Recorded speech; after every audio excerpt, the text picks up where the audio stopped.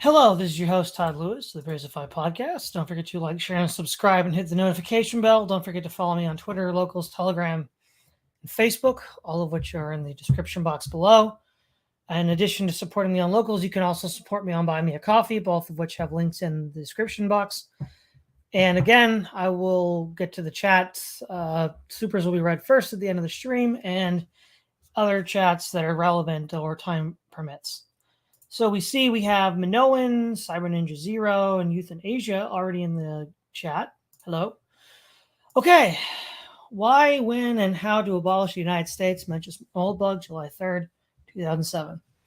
A good test for getting rid of anything is if we didn't have this, would we need it? For example, let's say you have a ratty old armchair.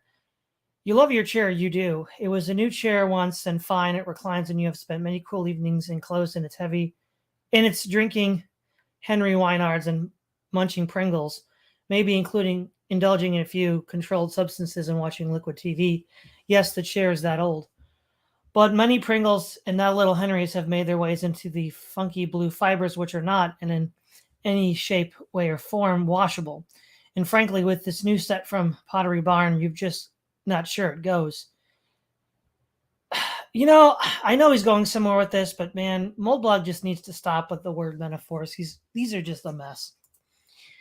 Here's one way to put the question. If you don't have your chair and you saw it sitting on the sidewalk somewhere, would you say, dude, someone's throwing out a perfectly good chair? If so, keep it. If not, forced to make the analogy accurate, the chair would have to be 231 years old, so full of beer and chips it makes a sort of sloshing crunch noise when you sit in it. Have a huge sharpened coil that's worked its way past the foam and stabs you in the ass on a regular basis, like a cross between a dead goat and an oil refinery, refuse to function at all without a staff of specialized chair administrators who must be on site 24/7 and are extremely expensive, rude, and have expanded to fulfill the entire floor of your house with giant pseudopedia of ratty blue upholstery snagging out the windows, invading the neighbors' lawns. Obviously, I've stopped taking the tablets. I feel much better now. Everything is clear. In Central North America, a wonderful place full of awesome people, considered a 48 perfectly normal countries, which relate to each other much the way present management relates to Canada, except maybe without the immigration nonsense, what could happen? We would be reduced again to bondage under the steely paw of the British Lion. Would the French invade the Russians or the Mexicans? Would armored spearheads strike northward from Juarez, not stopping until they refilled the radiators with clean, cold water of Lake Superior? Or would our children without a Department of Education be uneducated? Without a national security agency, would we feel insecure? Without a Department of Energy, would our cars stop running? Without a State Department, does anyone even know? Your mileage may, of course, vary, but I think this answers the why. The when is pretty obvious. That leaves how. Unfortunately, I'm pretty sure it's impossible to abolish the United States. I think this will be a United States in 2076, 2176, 2076, 3,776. I don't see any way around this at all. And if there is a way, it's probably pretty nasty because, let's face it, these guys, whatever we think of them, have some impressive explosives. So I think it makes sense to think about plans that A, don't involve blowing shit up, B, are actually practical, and C, otherwise come as close as possible to abolishing the United States. My basic conclusion is that if the reason you want to abolish the United States is that you don't like paying taxes, you're pretty much out of luck. In fact, under my plan, there would still be a United States, and taxes will probably, if anything, go up. But taxes are just payments from some Americans to other Americans. Think of them as rent. Why do you pay rent to your landlord? Because he owns the place. Why does he own the place? Do you know? Do you care? If you insist that everyone who owns something has to, in some deep spiritual sense, deserve it, what you need is not a country, but an ashram. If your landlord was like the United States, though, but I think we get the point, which is that problem is not all the money we send to Washington, but all the crazy things Washington does with it. If D.C. was a big check sorting facility, cashing checks from some Americans and cutting them to others, I, for one, would have much less of a problem. Okay, well, that's a long way of saying that he wants to restructure the United States, because really what he's talking about is restructuring, not abolishing. And I know he's playing with word games here, but The United States, 3,760. I mean, not even the Roman Empire lasted 1,700 years. I mean, that's ridiculous. No, it's not gonna. The United States will not last that long. I think that we've made this point before, Logos, that paying taxes is a lot like landlords. So in this regard, Moldbug's position is similar to the left because they'll say the same thing on that paying taxes or paying rent to a landlord is like paying taxes. But it's other than the fact that he thinks the United States isn't run well, and given what we've already read so far, we have some idea what he thinks about that. He doesn't really give us a whole lot of reasoning why the U.S. should be restructured. The same. He seems to have just alluded to it like it's his old ratty chair. But aside from a vague analogy, it's not really clear how or why he thinks that. I think he's relying on older essays to carry the day for him. So, for example, he's had some words to say about the Department of Education. And so when he points to the Department of Education, like, would our children really be less educated if there was no Department of Education? He's kind of implicitly motioning to stuff he's written previously on the Department of Education to kind of carry it. But of course, if you're like me and don't find what he's written very convincing thus far, then his kind of vague motions aren't really going to do it for you. No, I mean, it's just pretty wordy and we haven't really got to the meat yet. Clearly, the United States today is not a check sorting facility. It puts men into space and brings them back again. It's intensely concerned with Somalia, Nepal, Venezuela.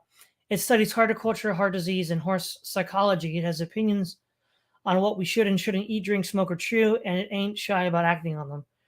But what is it? And why is it here? What in God's name is the purpose of the United States? As Jack Nicholson said in About Schmidt, who is the old woman who lives in my house?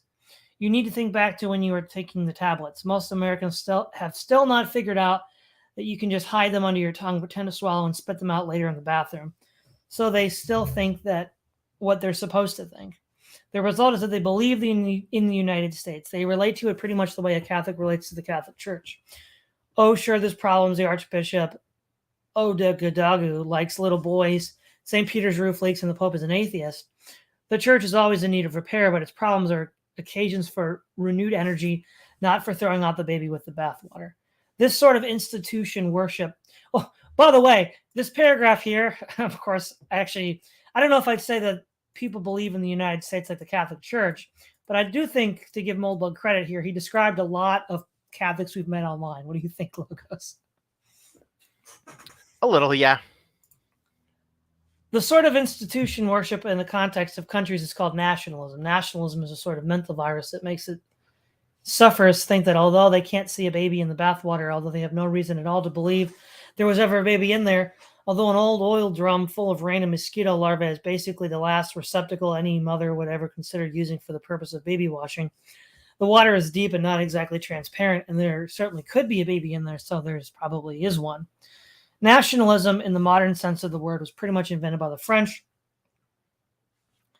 and a major league a-hole by the name of Jean-Jacques Rousseau. Oh! Jean-Jacques Rousseau didn't invent nationalism. Yeah. Like, that's the stupidest thing I ever heard. He invented the universal brotherhood of man. Right. I mean, wasn't Jacques Rousseau's argument basically you don't choose where you're born?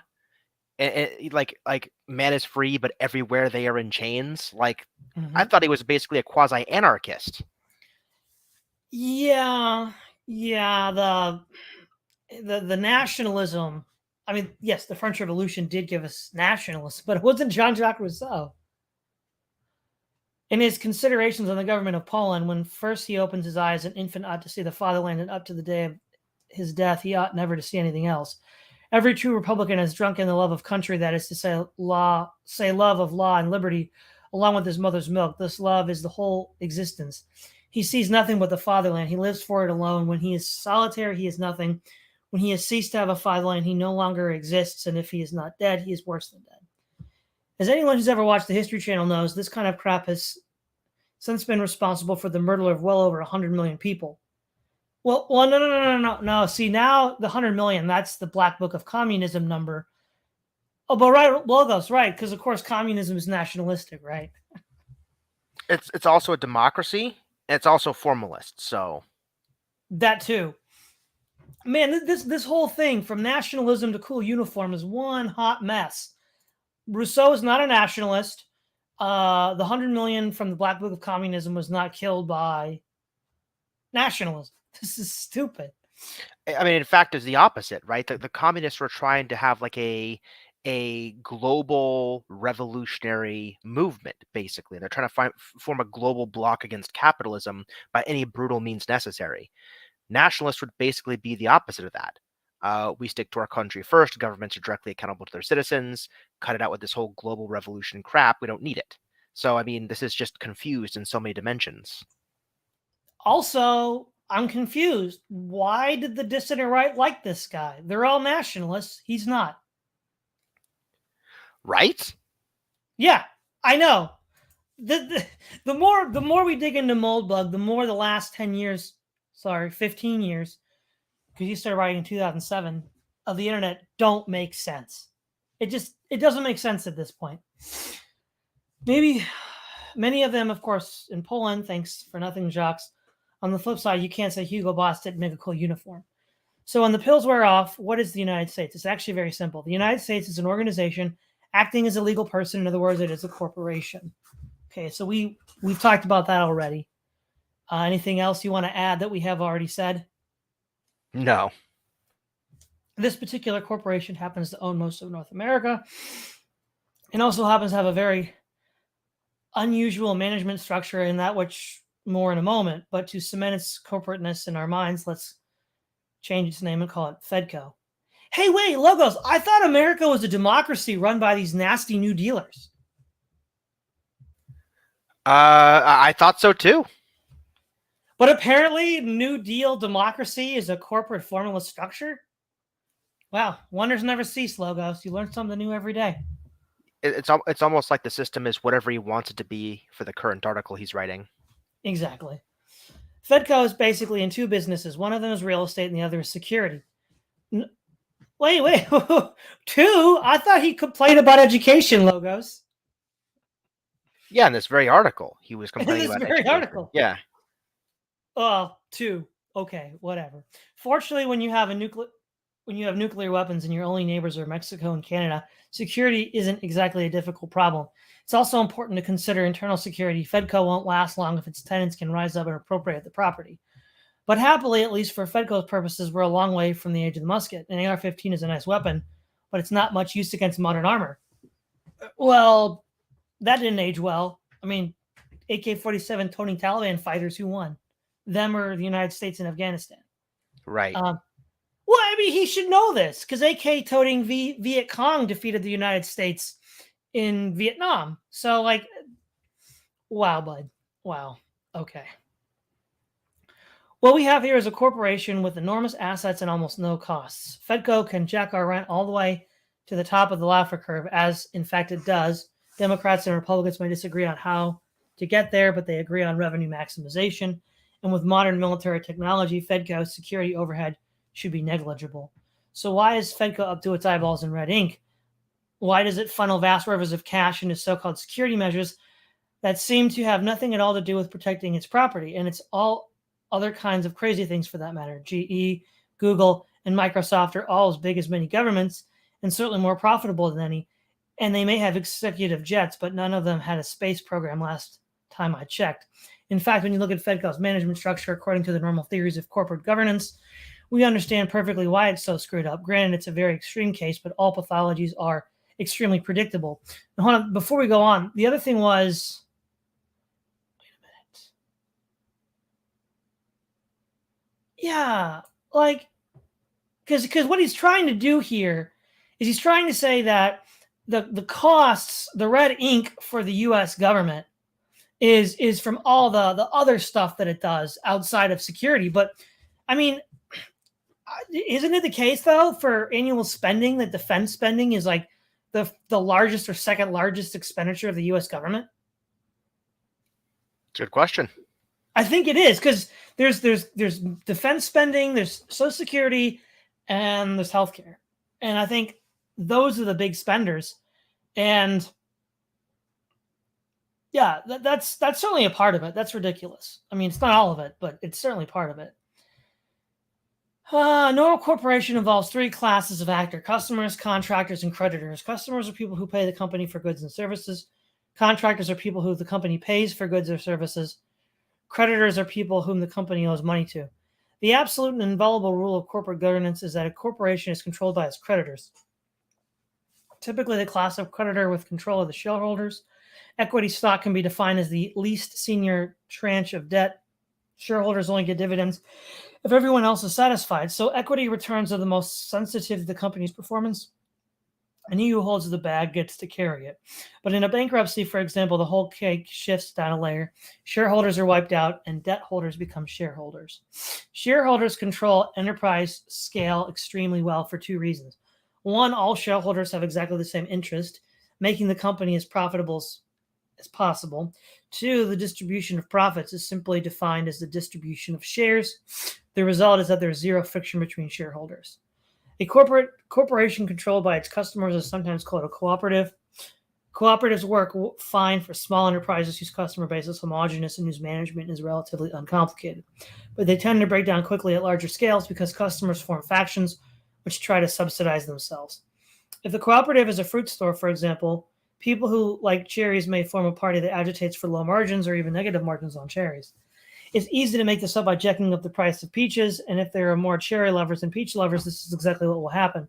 The result is that people start screaming at each other and the whole enterprise explodes, the usual fate of cooperatives. One of the many strange ideas associated with nationalism is something called democracy. Oh, well wait, so Logos, so I guess what? Mustache Man was a democracy? Is that it now? Yeah, he already said that. I guess so. That'd be news to pretty much everybody, but okay. Yep. Which argues that Fedco could be a cooperative. According to democratic doxology, cooperatives provide the best customer service because customers vote for better service. Almost every intelligent person in the world today accepts this idea as sensible and obvious, but the same could have once been said for the divine right of kings. Its weirdness is easy to see if you imagine what would happen if, say, Starbucks replaced this conventional system of shareholder government with a political system in which customers elected management. Perhaps in frenzied rallies and debates of the dark roast versus really dark roast parties, the idea that this would result in better coffee is laughable. Okay, so before we go on, the thing that Moldbug is trying to set up here is that there isn't going to be friction among shareholders, but there will be in a democracy. I mean, that's complete bollocks. I mean, corporations are full of infighting and the circular firing squad and posturing. Like, what is he talking about, Logos? I don't know. Apparently, he hasn't heard of hostile takeovers and things like that, where some small people who own shares band together to buy things out from the company because they want to radically remake stuff. You've got like Bain Capital, like Mitt Romney's Bain Capital, that would straight up like convince swaths of the shareholders just buy companies outright and then just liquidate and sell all the stuff for a quick payday. Like they just didn't even care about the future of the company. Like everything he's accusing co-ops of doing, corporations have already been doing for like the last 100 years. I know it's well, it turns out that in Moldbug's reality, things are what they want him to be in the moment he's writing an article, it seems. Okay, let's see. Government may not be as complex and difficult a task as most of us think, but it's certainly more complex and difficult than serving standardized hot beverages. Thankfully, most of us now understand that politicians are just for show and cannot under any circumstances be allowed any real responsibility. The occasional case in which this principle is violated serve primarily to remind voters of its importance. So Fedco, while it still has a bit of the cooperative flavor, is mainly organized around the other model of bad corporate governance, controlled by contractors. To be exact, most of Fedco's decisions are made by its civil service. Wait a minute. Okay, where does he define contractor here? People who pay for goods, and okay, the company pays for goods and services. You know, I don't like that definition of contractor because civil servants are not contractors. Contractors are people that in the market do a service and then are done. I mean, I did a talk with Semiogog about a month or two ago about private military contractors. And we got into a lot of this corporate language comes from mercenary bands in the 16th century. And no, civil services are not contractors in the... See, this is weird, right? Logos, he'll have like this technical corporatese very specifically. And then in other areas, he'll use the same corporate terminology in his own harebrained definitions. Yeah, exactly. I mean, I don't know what else to say about that. The more I look at that definition, the worse it gets. I know. I mean, just think about this. If civil servants are contractors, then why do government civil servants hire contractors and consultants? Good question. I mean, how does he even make sense of that arrangement on his view? See, the way I would define a contractor, kind of like how you did it, right? A contractor is hired for a job, leaves, and has no long-term loyalties or obligations to the company when the job is done, right? So you hire a contractor for a gig, they help you, they leave, they fulfill their contract and go. But a civil service person, the incentives are completely backwards because, okay, Todd, you tell me, what is the number one perk of working for the government, state or federal? I'm sorry, say that again. What's the number one what? Perk of working for the government, state or Job federal? security. Job security and benefits, Benefits. namely retirement, which you only get if you work there long enough term to accrue those benefits, which is the exact opposite incentive of a contractor who wants to fulfill the minimum obligations of their contract and leave to pursue a more lucrative one as quickly as possible. So the entire civil service structure is centered around long-term perpetual loyalty, and they have all the incentives, all the benefits situated as such. And the contractor has the exact opposite things they want. What do you know? Yep. Okay. Civil service. We did that. As a general rule, an employee-controlled enterprise will never ever be profitable. That's not true. That did not age well. That did not age well. Man, I don't know what to say. We'll just keep going.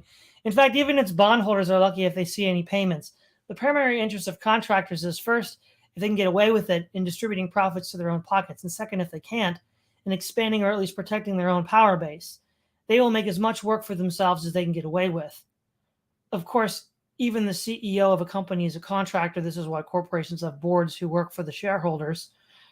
In my opinion, it's absurd to have any corporate employees, even the CEO, on the board. Wait a minute. If the CEO is the contractor, okay, hold on. Go back up. The definitions. Customers. Well then, what is the company, right? Because if everybody in the company is a contractor, then who's paying them? Are they paying themselves? That's basically it. Okay. I mean, well, we don't like his definition of contractor. It leads to these confusions. Okay. If you combine a shareholder's governance model with an enormous revenue stream, you have the perfect recipe for a massive and permanent inefficiency and incompetence and an enormous overgrowth of pointless self-serving tasks. This is exactly what we see in Fedco. Of course, it could just be a coincidence. No. Hold on. This is again where he got contractor defined wrong. An actual contractor would not spin up, mindless steps. Like you said, Logos, you'd want to get the job done as quickly as possible to get another contract. It's the civil servants that have, that are basically given, in some sense, make work jobs that have the incentive to continue to push out more stuff for the bureaucracy to do. Exactly right. Okay. Shareholder-based government. Okay. The solution, in my opinion, is to make Fedco work like a normal corporation. This could be done by abolishing its current management structure and retaining all the rights of and limitations of the existing United States, replacing this political system with shareholder-based government. A Fedco managed by its shareholders will naturally tend to devolve into a check processing center with a small expenditure on security. What is he talking about? Logos, do you think the East India Company had a small expenditure on security? No. Well, this guy's literally saying, let's turn the United States into the East India Company. That's insane. Well, right. And what's interesting is the audience is ostensibly appealing to are Republicans and libertarians who think one of the crucial and primary jobs of government is security. So, of all the things he's trying to lower the budget for, why is it security? And why are his readers going for this? That's true. That's interesting. If you spend more than $10 billion a year to secure the U.S., you're probably spending too much. Fedco can streamline itself further by Hold on, I delegating. gotta stop there. 10 billion. 10 billion a That's a joke. year. That's a joke. That has to be a joke. Like R&D on like a widget for a plane is gonna have to cost 10 million to fully actualize per year, maybe. But like, I mean, by the time the research is done, that's going to eat up a whole bunch of your budget because R&D is where wars are fought. Basically, Yep. deterrence. The current model of warfare is deterrence. Have technology that's so good, other people don't want to F around and find out. That's basically it. And so the entire deterrence model, so you don't fully know what technology that the countries have. They don't fully know what technology you have. And so the entire point is it's a massive R&D arms race of secrecy and being, brinksmanship and one-upsmanship over the other countries. And yeah, it's just the current state of technology since the Manhattan Project that has made defense spending so expensive. You can't just send a bunch of people into the battlefield, give them rifles, and expect them to win anymore. That's just not how wars are fought. Yeah, I know. And again, he hasn't even told us what his ideal stripped down defense would even look like, so we can't even put a price tag on that. I mean, we don't know. It's just whatever. Let's see. Fedco can streamline itself further by delegating all tax collection to the now quasi-independent states. Its shareholders care about the quality of their dividends, not how they are raised. I suspect the Laffer maximum probably involves a lower, flatter, simpler taxation structure, but I'm just guessing. Oh, the other thing that I want to point out too, because there was a whole lot of metaphors that were getting mixed up at the beginning of this. In the lower 48, he had that about thing about Juarez. The thing is, though, it's not that Britain or France or Russia or Mexico would invade. It's more likely that the states would fight each other. I mean, even in 2007, the blue-red divide was pretty bad. It's only gotten worse now. Like, how does he not think that would lead to fighting? Right. I mean, give me a break. Okay, red ink.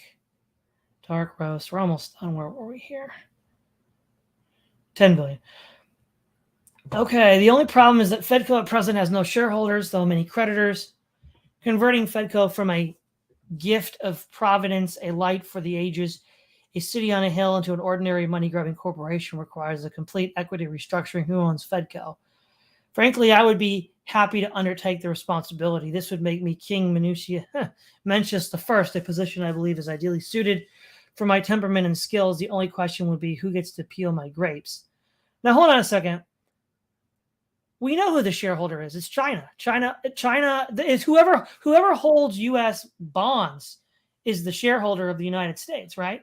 Well, that gets tricky because a huge portion of our bonds are actually held by Social Security. So when we get surpluses in our budget, we take a lot of those surpluses and we invest them in stocks. We invest them in our own bonds because those bonds yield returns, and so we end up being in debt to ourselves. Right. That, man. Yeah. I don't know, man. It's iffy. It's strange.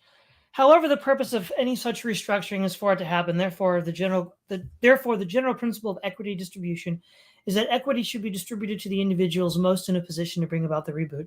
For example, recipients of Fedco's entitlement payments, such as Social Security, Medicare, and so forth, are excellent candidates for equity ownership as their political power is proven. These individuals are unlikely to vote for any plan that shrinks their checks. Presumably, eliminating unnecessary Fedco activities will provide cash that can actually boost the value of these proto-equities. On the other hand, civil service employees should also receive equity as they clearly have power, and the goal of restructuring is to align formal and actual power. Streamlining Fedco will eliminate an enormous number of civil service jobs, and these people are obvious opponents. Perhaps the objections could be overcome by receiving dividend-producing equities in proportion to their former salaries so that their income decreased by 20% or so. But they don't have to go to work anymore. There are also influential parties such as journalists, professors, and so on, who are not a part of the civil service proper but seem to have some influence on public opinion. These too should have a stake in the new world of Fedco, or they can donate to the charity of their choice. Many voters think of Fedco as primarily a charitable organization. It's certainly true that Fedco does many charitable deeds, although, as John Bright once said, he had often known Parliament to do a good thing, but never just because it was a good thing. Eliminating direct involvement in charity and replacing it with Fedco shares owned by charities is an excellent way to separate philanthropy from its ulterior political motivations. Lastly, of course, Fedco shares could be distributed to voters themselves. However, I suspect that after the above, there will be not much left to go around. Policies in the U.S. today is a game. Politics in the U.S. today is a game of the powerful. And if you actually want to abolish politics, you have to deal with the existing power structure rather than the ideal form it pretends to be. No, but of course, Logos, right? Because there's no hostile takeovers. There's no politics in the board of Google, right? Obviously. Twitter. Twitter. This is where does this come from? This like corporate, worshiping brain damage. It's insane. I have no idea. It's just like, okay. Lastly, of course, Fedco shares could be distributed to voters themselves. However, I suspect that I already did that. There is one very large problem that the above ignores: the bizarre and clearly terminally ill monetary system run by Fedco itself. Clearly, Fedco cannot pay dividends in its own corporate script. I don't think this problem is unsolvable, but it certainly demands its own discussion. Happy July 4th to all you our readers in the U.S. and outside it. So basically, this whole thing could have been half the length. And for all of his talk about the key word here was you have to deal with existing power structures rather than the ideal form it pretends to be. The difference between the de jure and the de facto. He didn't actually define the difference. That's the thing, Logos. He makes this whole big to-do about the distinction between de jure and de facto, but then he doesn't even do it. Yeah, I mean, he also hedges hardcore at the end, right? Because he wants to do this thing where it's like, well, we're not really a democracy. But then later on, he's like, well, I guess the voters themselves can have some shares. It's like, well, listen, if the voters don't have any power, which is the thesis you're trying to prove, why are you going to give them shares? Formalist democracy, Logos? Formalist, nationalist democracy. Oh, this is just too much. Okay. I wonder if Jonah Goldberg talks about this July 6, 2007. I usually try not to use the word liberal because A, it has enough separate meanings, most of which have nothing to do with one another, and the rest of which are mutually contradictory, to drive William Empson into a psychotic break, and B, it makes me sound like Rush Limbaugh. However, after Wednesday's bizarre anti-American screed, I feel like I'm on a roll and thought I might try and drive away my other three readers. So we'll give it a spin. Here we go, Logos. You ready? You ready? Of course, what is meant by liberalism is just crypto-Calvinism. There we go. There we go. Yeah, I've already said what I want to say about that. Yep. Is that what Jonah Goldberg means by it? Frankly, I have no idea. Well, frankly, Logos, I have no idea what Moldbug means by liberalism either. Well, I mean, if it's anything else that Moldbug means by anything, it's confused as all heck. I mean, again, communism was a democracy, and it was also nationalist, but it wanted a globalist revolution. But it's also formalist because you know who's in charge. It's Joseph Stalin. Yep. Is that what Jonah Goldberg means by it? Frankly, I have no idea. Let's not forget here that we're talking about a man who went to a women's college 1 year after it went co-ed. Can we fault Mr. Goldberg for that? We certainly cannot. Can we trust him farther than we can throw him? My suspicion is that he's a little guy, if you know what I mean. So this may already be placing too much confidence in the fellow. Obviously, unlike Daniel Larison, I am much too intellectually honest to engage. Wow, there we go, Logos. Intellectually honest. That's not the two words I would ascribe to Moldbug. I missed those two words. Say that again. Intellectually honest. Oh, yeah, right. like he's like the opposite of that. Whatever the opposite of that is, that's Moldbug.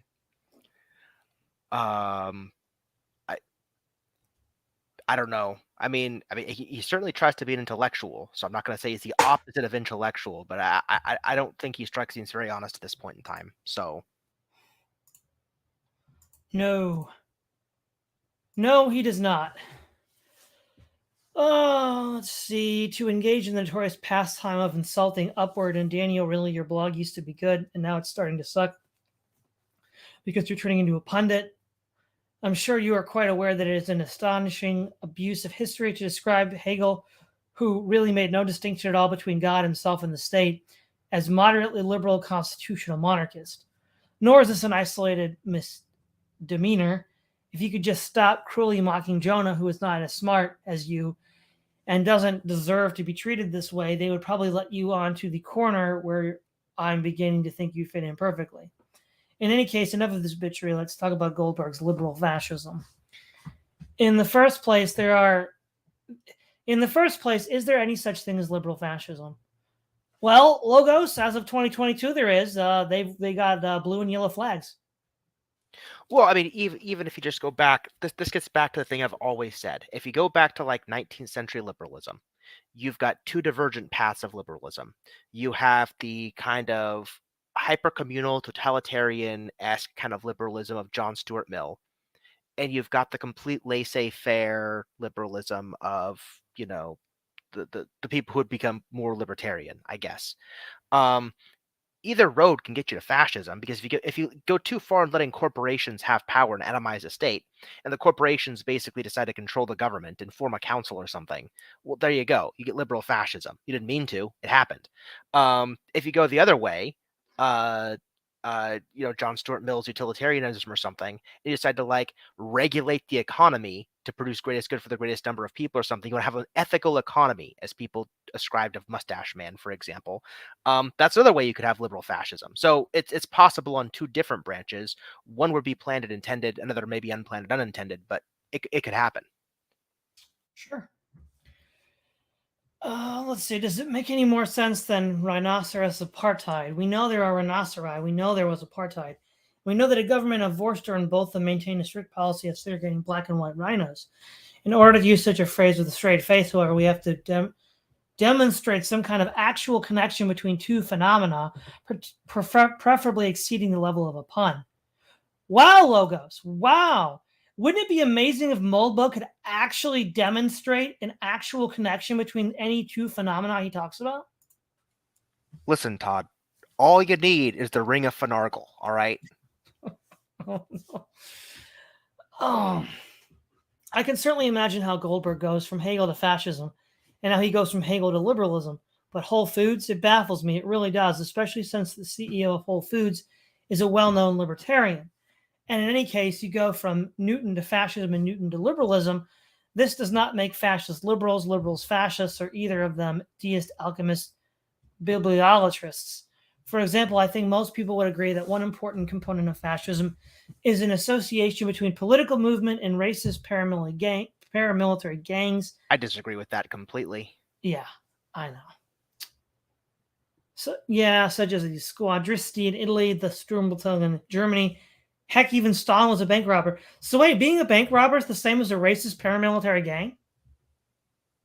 I don't know. Maybe there's something about racialized something or other in the link if you click it, but Bank robber? Well, let's see if anything loaded. I'm curious because we're talking about racial paramilitary gangs, and now we're talking about robbing banks. So there's got to be some there somewhere. This is a link to the Guardian, Young Stalin. It's a book review. It's written by it's a book, and then I guess an essay about the book, written by Simon Sebag Montefiore, and I guess because he's a Georgian, I don't know. It's not jumping out at me. So apparently Stalin's a liberal fascist too now. So it's getting interesting. If there is such a thing as liberal fascism, where is the liberal SA? I mean, okay, hold on. 2007, right? I've already said this before to everybody. I was in college at the time, and hate whitey was the watchword. What is Moldbug talking about? Of course, there was paramilitary racists targeting people. I was one of the ones targeted. What is he talking about? Well, I mean, even then, right? Let's just suppose your government, in true polycentric law fashion, decides to outsource its law enforcement. It turns out that one of the groups that outsources its law enforcement to has massive racial prejudices or something. Like, I don't understand where his incredulity is coming from. It's very obvious how the two can be connected. If you atomize something and make enough polycentric law, somewhere you are going to get inevitably some paramilitary, even if this racist definition sticks, which I don't think it does. I don't think that's enough to describe fascism. What? Oh, So if we use his definition of fascism, you know what's fascist, Logos? What? Israel. Huh. No, think about it, right? The Palestinians, there's the racist paramilitary gangs of the Israeli security forces. I mean, by that definition, Israel's fascist. Depends on what your definition of racist is, but I mean, now we're down a real rabbit hole. Well, I mean, I feel like this is a bad definition because Yeah. Moldbug would not want to include the nation state of Israel. But remember, this is 2007. This is peak pro-Palestinian. Yeah. So, all over the news, you're going to hear about, Israeli apartheid. That was a book that was written. Hold on a second. Really? I think it was written by. I can't think of it at the moment. Oh, well. There was a book by that name that came out around the aughts, probably after this blog, but this kind of discussion was in the air. Is there such a thing as liberal fascism? Where is the liberal essay? I mean, I live in San Francisco, which if liberals are fascists, pretty much has to be the liberal Fiume or Munich. And yes, leather leg wear is oddly popular here, but I haven't noticed any torchlight marches. Nobody seems to be dosing with castor oil, and political opponents of Gavin Newsom, Chris Daly, and Bruce Bergman are seldom floating bound and gagged in the bay. Gavin Newsom. Well, he's in the news now. But actually, however, in fact, liberalism is deeply involved with racist paramilitary gangs like both Mussolini and the Austrian painter. Liberals use the gangs to come to power and have since mostly abandoned them. However, links still remain, especially to third world gangsters. We, as a society, as liberal might say, have just agreed not to notice this fact. Not because it's debatable in any way, shape, or form, but simply because it's too upsetting. Okay, now this is interesting. This is interesting, Logos. Because, I would agree that liberalism was imposed through force. And that's what Moldbug is basically saying here. So we just don't notice this fact. You know what else we don't notice, Logos? How corporations became hegemonic in the United States. Right. Because it's too upsetting. Huh. What do you know?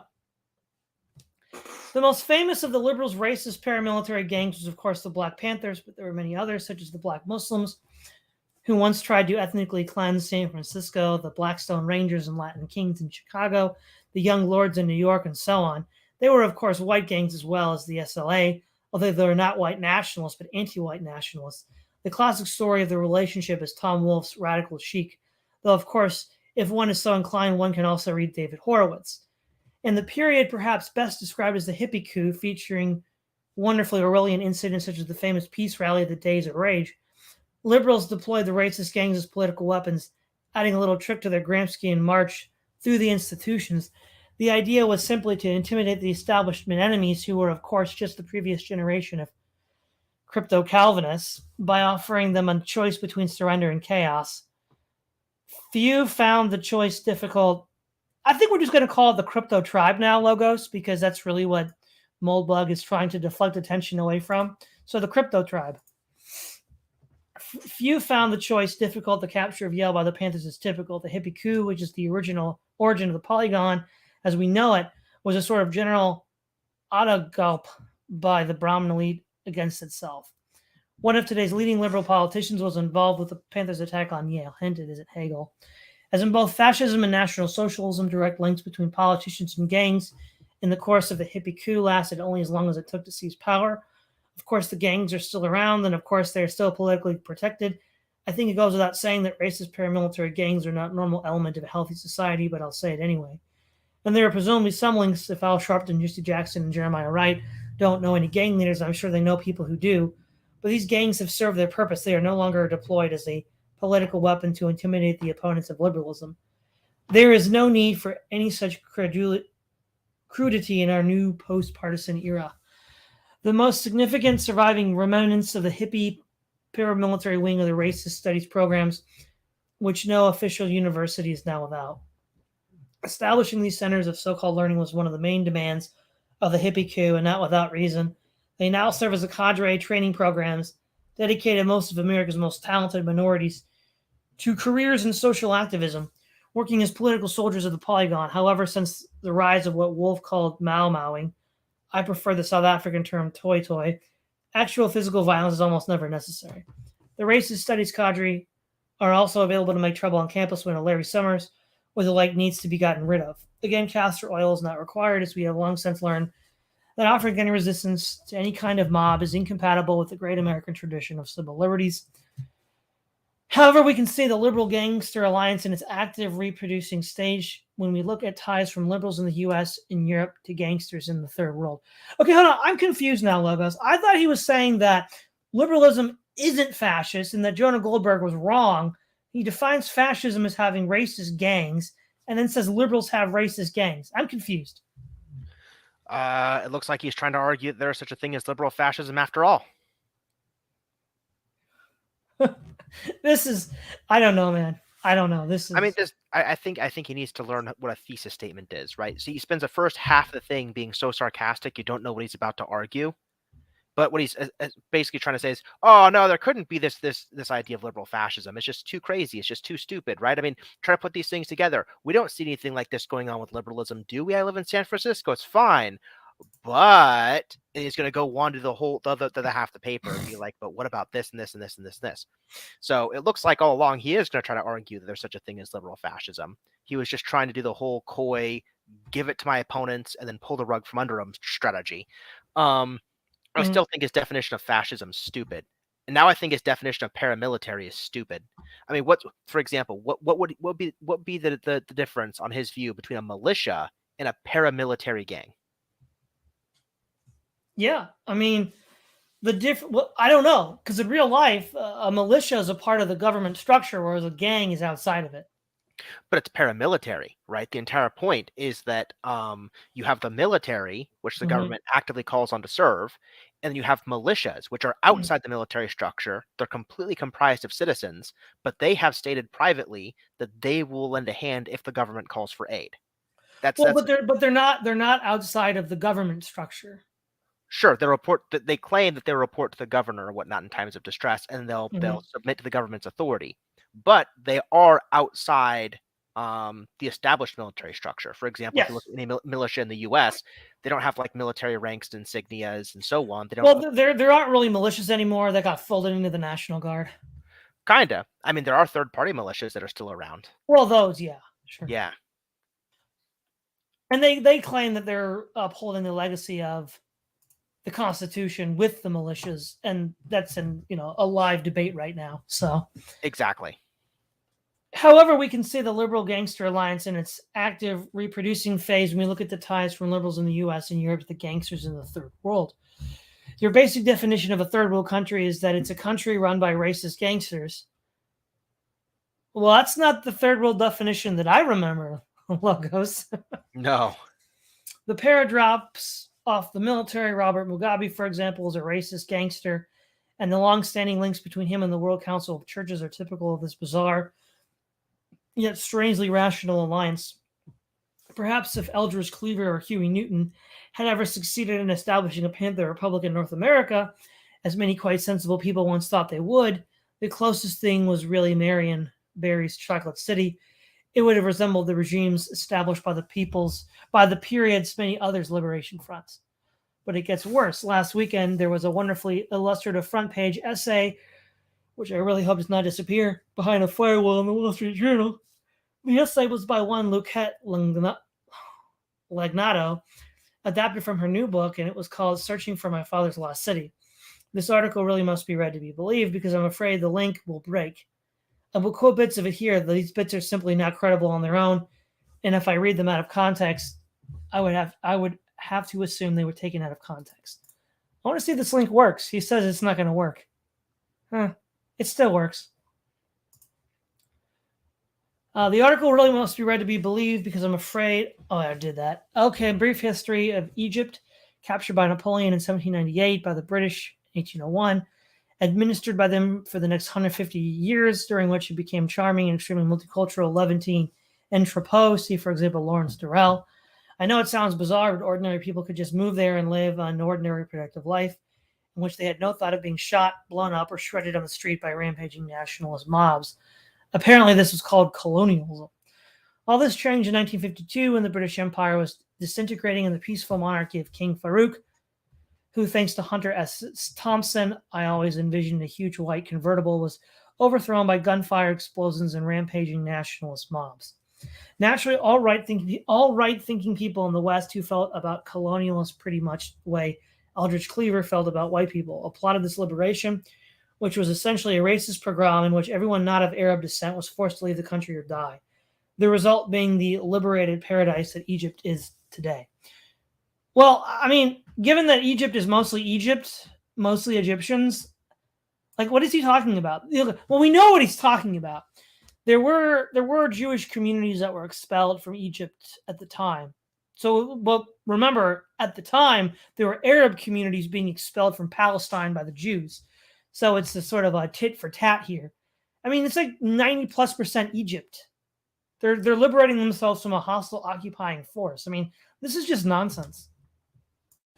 I don't know too much about that, so I'll let you have the word on that one. Okay, one of the families driven out with baggage alone was Luquette Lagnatos. Oh! There it is, Logos. There it is. Her family was the tribe, probably Salonican Sephardic by the name. Many Salonican Druze moved to Egypt during the century and a half that Britain kept the peace there, not least because they were driven out by the charming Greek nationalist gangs whom previous generations of British liberals had chosen to sponsor.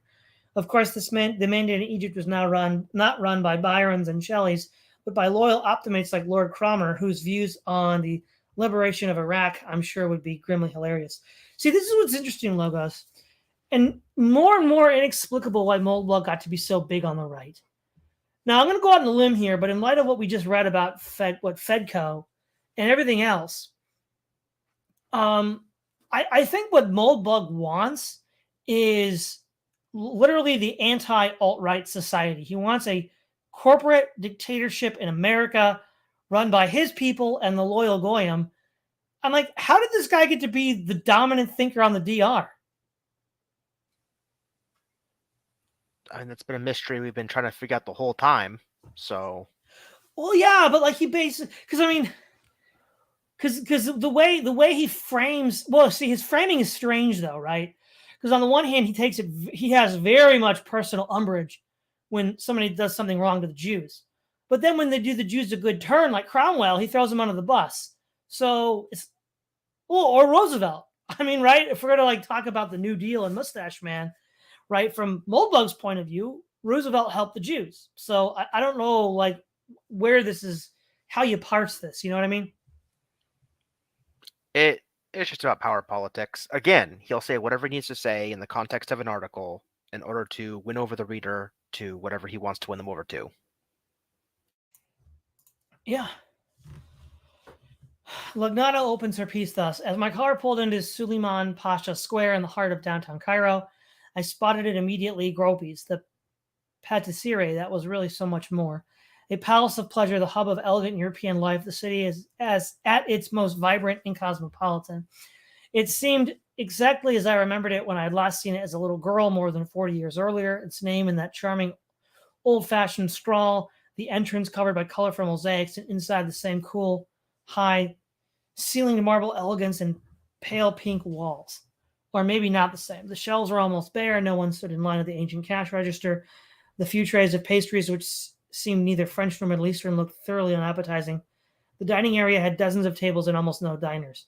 I was only 6 when my family left Egypt in 1963, among tens of thousands of Jews forced to leave in a modern-day exodus. That must be 53.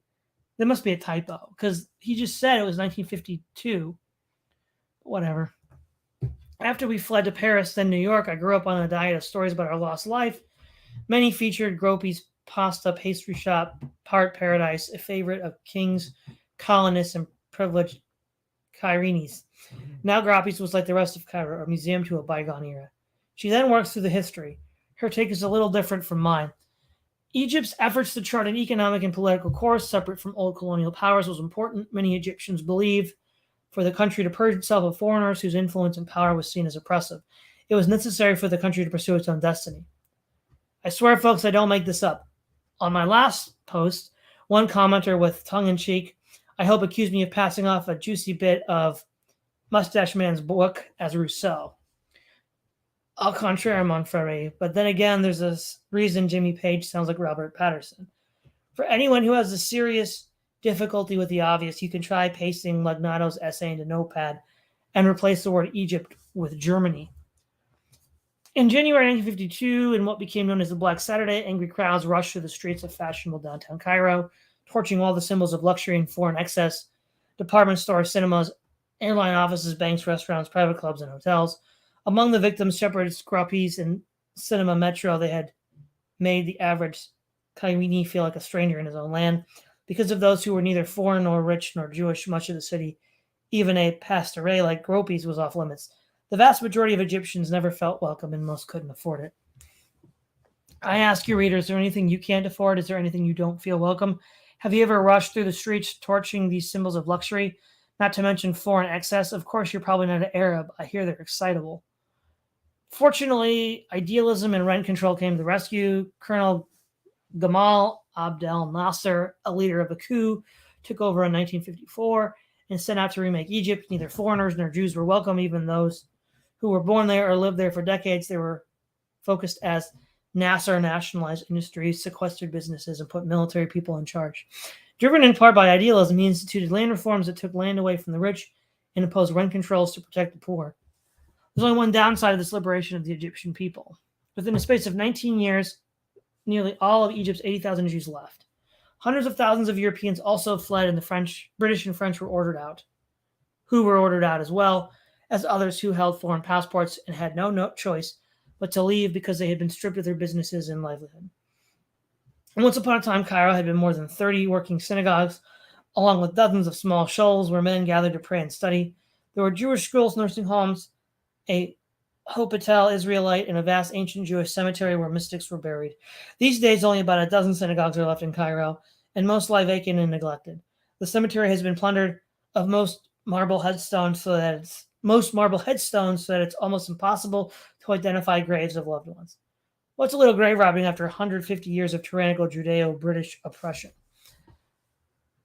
You know, in light of what Israel's been doing in Gaza, the West Bank, and Palestine for the last, 80 years, I think he doth protest too much. What do you think, Logos?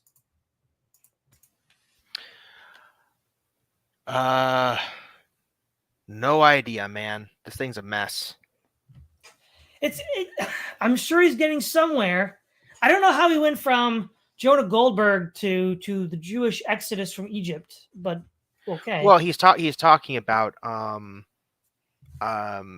the transition to get here was racist gangster leaders defining what third world countries are or something, and you took umbrage to that.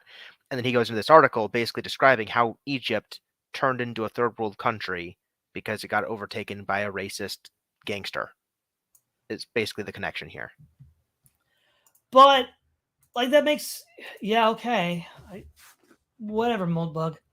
In Egypt, the Jews' departure went hand in hand with the ouster of foreigners who had settled years earlier and turned Cairo into a capital of all-night cafes and open-air cinemas, where it was possible to hear people conversing in 4 or 5 languages: French, English, Italian, Greek, Arabic. In the same breath, according to Kari Abbas, a senior fellow at the Foundation for the Defense of Democracies in Washington, D.C., as many as 1 million Europeans once called Egypt home, every bit as much as Paris or London or Athens. Their influence was profound, from British clubs and legendary hotels like Shepherd's with its graceful terrace to elegant streets and buildings designed to resemble Parisian boulevards and cafes that served Greek appetizers. The French, about 40,000 strong, were intent on spreading their culture. French became the second language for privileged Egyptians.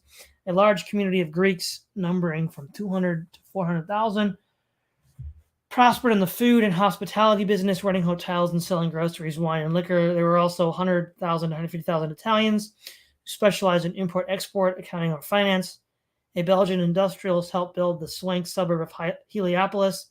About 100,000 Armenians lived in Egypt, and many distinguished themselves as craftsmen and merchants. Then there were the Jewish entrepreneurs like my father. Multiculturalism, but there was a dark underside of this paradise of diversity. Wait, this is weird, right? Because Moldbug spends most of his time attacking multiculturalism in the U.S. context. No, more to the point. More to the point. In his "Why I'm Not an Anti-Semite" article, where he's taking umbrage, at the dissident right, and the idea that multiculturalism is the tribe's defense mechanism. This entire article about Egypt is proving the point that Egypt had all of these non-Egyptians who were allied to the tribe, and that's how they stayed in charge of Egypt. He's literally proving the point that he was taking umbrage with and "Why I'm Not an Anti-Semite." I don't remember that point in that original article. You could be right. So I'm gonna look this up real quick. So basically, in "Why I'm Not an Anti-Semite," he's responding to Kevin McDonald, or no, Kevin? Yeah, Kevin McDonald, who argued that multiculturalism was a racial political strategy for self-preservation of the Jews. That was Kevin McDonald's position, and that's the one that Moldbug was arguing against. But he seems to actually be making Kevin's case without even knowing it. So that was my point. Many ordinary Egyptians were mired in poverty, cut off from the cafes and nightlife. Beggars roamed the streets. But Nasser fixed that. Oh, no way, he didn't. Economically, the decline relative to other countries has been steep. In 1950, prior to the revolution, Egypt's per capita income was 80% that of Greece's and 45% of Italy's.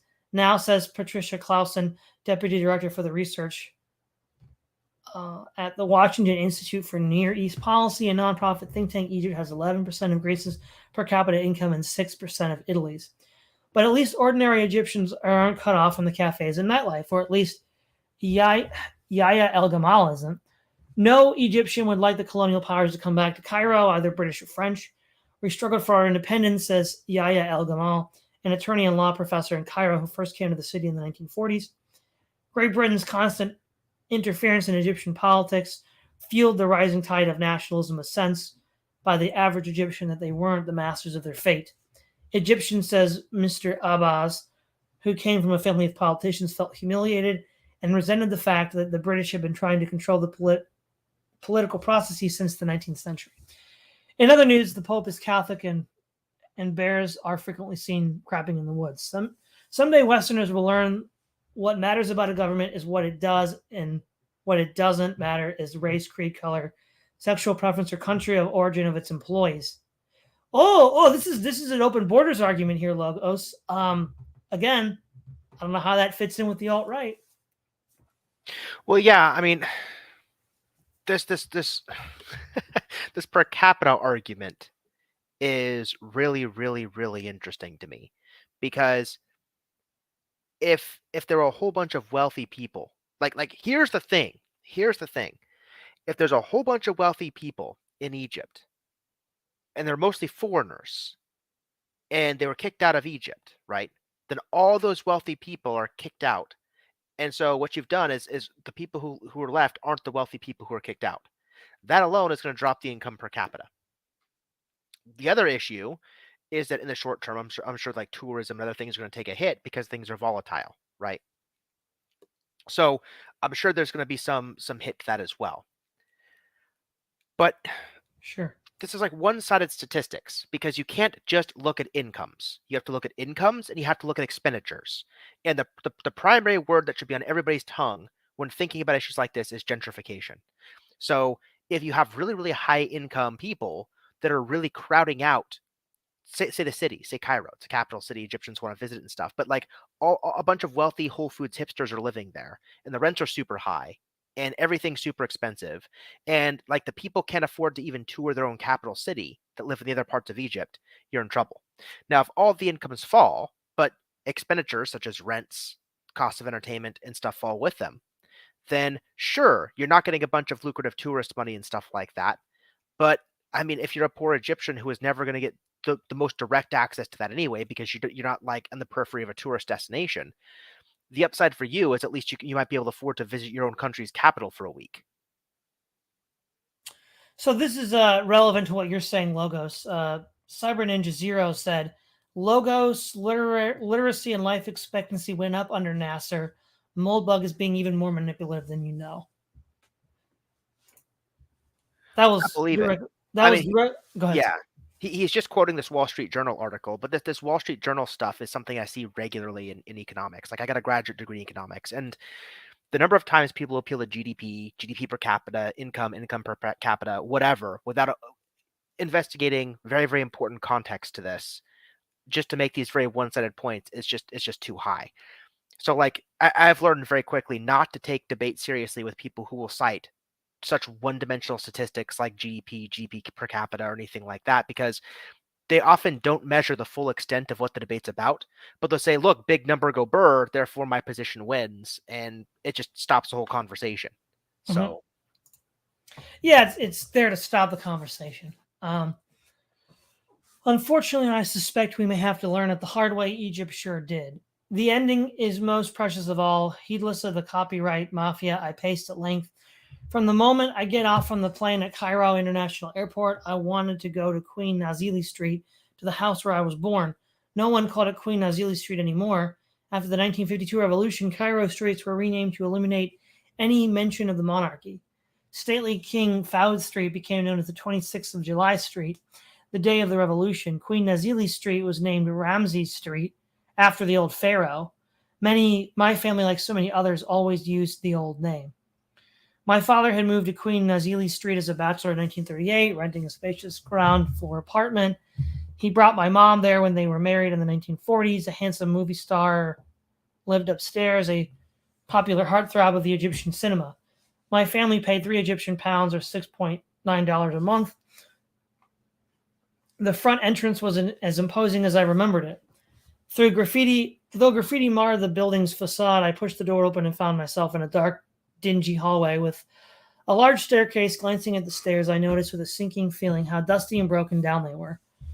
The walls were filthy. I knocked on the door, marked number 2, my home, and almost immediately a man answered. It was Wiga Andrews, the son of the amiable Coptic Christian couple that took over the lease in 1963.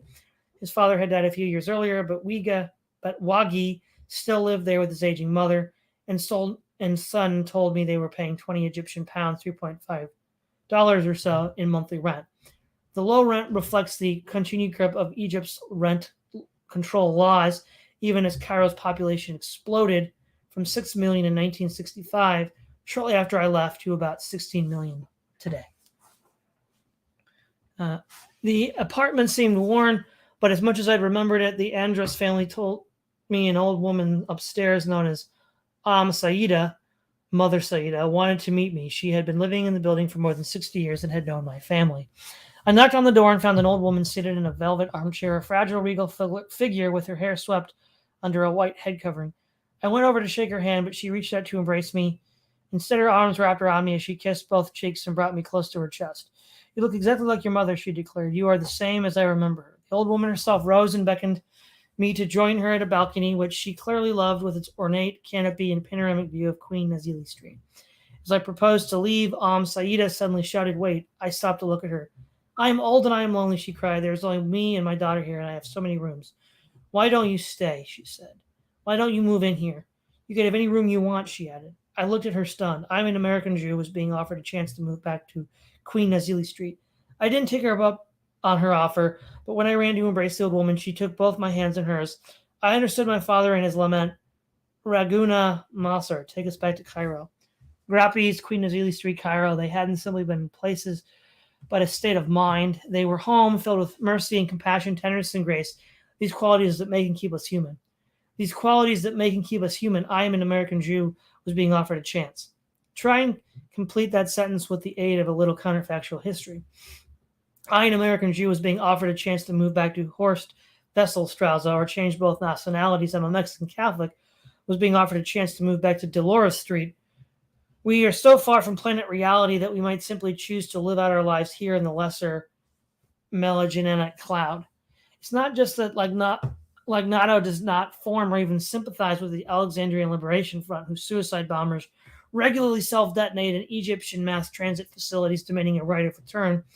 It is that she actually thinks the destruction of civilization in Egypt by racist mobs and military gangsters and the expulsion of her family and herself is a good thing. One wonders if her father feels the same way. Clearly, the American educational system has done a real number on Mrs. Lognato. Maybe she went to Yale. After all, it takes a village to raise a child. Well, I mean, I don't know, Logos. All I see here is the proletariat rising up and smashing the bourgeoisie. I mean, I think that's part of a broader trend that I've been thinking about a lot, right? I think I've talked to you about this. The idea is, and in fact, I saw an interesting video about this on the realignment. There's a guy that was on there talking about Georgism. I don't fully agree with Georgism, but I think some of the things they think about and talk about are correct. Um, there's this issue where, given a state of technology in society, there's certain places to live that are most useful and have a lot of opportunities, and places to live that aren't. And people who come in early, they get what I call temporal privilege, since we're going to use the in vogue P word. Um, they come up earlier, they get these properties, they invest in them when they're, coming up in good. And the newer generations can't really buy those same properties the same rates their parents or grandparents did. The later generations have less and less and less direct access to those without paying premiums, because they have to buy what the property is worth now, given all the amenities and uses that it is currently have with technology and other considerations. Whereas people who bought the property in the past bought it before it was good, and so it didn't have all those things just yet. Um, Now, in a big place like the US, arguably those opportunities might still exist. Maybe you go to Idaho and buy a bunch of property, and who knows, maybe once work gets even more decentralized, that property will become more useful. So there could be another frontier, as they call it, where that probably gets useful. In a small country like Egypt, though, arguably that gets harder and harder to do, because there's just not as much space where property is available to buy and move in and so forth. So if you're a bunch of young people and you grow up and you see you're disadvantaged, there's all these economic opportunities that you just like don't have the same way that previous generations had. You're gonna want to flip the apple cart and make new opportunities for yourselves, because you have to create the power vacuums, then you can fill it. Basically, that's what revolutions are. If we just state them in brass tacks. Well, who are you going to revolt against? Well, you have to get some people, at least from the older generations, to agree with you. And this is why I think a lot of revolutions are racialized, because it's really hard to get a critical mass of Egyptians to want to overthrow themselves just because they were born earlier and were able to, buy and make opportunities. But foreigners, I mean, you could, displace them, basically, is how these things go. Um, so I mean, he'll begrudge the racist element as like a racist element. I don't know that it's racist insofar as it's opportunistic. But nobody seems to address the elephant in the room here, which is how each generation, if a society stagnates, just kind of is less well off than the previous one. You see it with U.S. statistics. I guarantee you see all countries on the eaves of revolutions. You'll start seeing sharper and sharper and sharper decline in expected wealth for each generation. That's basically the trigger here. And if you're just talking about, um, racial revolutions as if they're like the uniquely bad thing and not some symptom of a much more deeper and insidious problem, then you're not doing, in my opinion, due diligence to the full analysis. You have to actually deal with the issues um, that cause this sort of thing, and if you don't, you're just going to be howling at the wind. Well, I have to make this point after this whole screed about Egypt. Talking about an entryist, violent, racist gang that took over territory for well over 1,000 years. Palestine was Muslim and controlled by Arabs.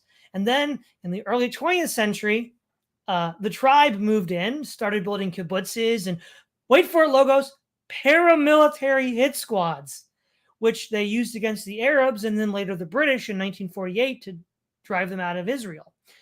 And then they expelled the Arabs that had been living there for over 1,000 years. It's like, bro, like literally what Moldbug describes is how Israel took power in the Holy Land. Yeah, and also Cyber Ninja basically is validating our analysis here, right? So he quotes, one issue that was agreed upon and acted quickly was land reform. Less than 6% of Egypt's population owned more than 65% of the land in Egypt, while the top and less than 5% of Egyptians owned more than 1/3 of all fertile land. Wow, less than 0.5% owned more than 1/3 of all fertile land. This is my point. There you go. Yeah, you're quoting it on the string. Good job. Yeah, there you go. That's the point, right? This is what I'm getting at. Once each generation is locked out of opportunities for land and development because previous generations already own all the stuff, which is my complete, which is why I hate libertarianism so much. It cannot address this thing. If all rights are fundamentally property rights, then anybody born at a late enough point in time where all property of society happens to be owned de facto has no rights because they're always on somebody else's property. And so when you have a situation that unfolds like that, revolution is inevitable because you can only gain by torching the status quo, because you're literally carving out a vacuum for yourself to rebuild a frontier you can build upon. You're flipping the game and starting over now that you have a chance to actually play it. So until people come to terms with this fact, we're just going to go around and round in circles. Well, like that earlier essay where actually earlier essay is the last essay we were reading. This is a freaking long. Yeah, the Panthers. What was it? He said, where was it? No, I can't find it. It was where he said that, the violence of the hippie revolution, we don't talk about it. We don't want to remember it because it's right. This problem that inevitably happens in a private property system, we don't want to talk about it. Logos is inconvenient. This is the same essay, I think. Yeah, it's the same essay. That this is all connected.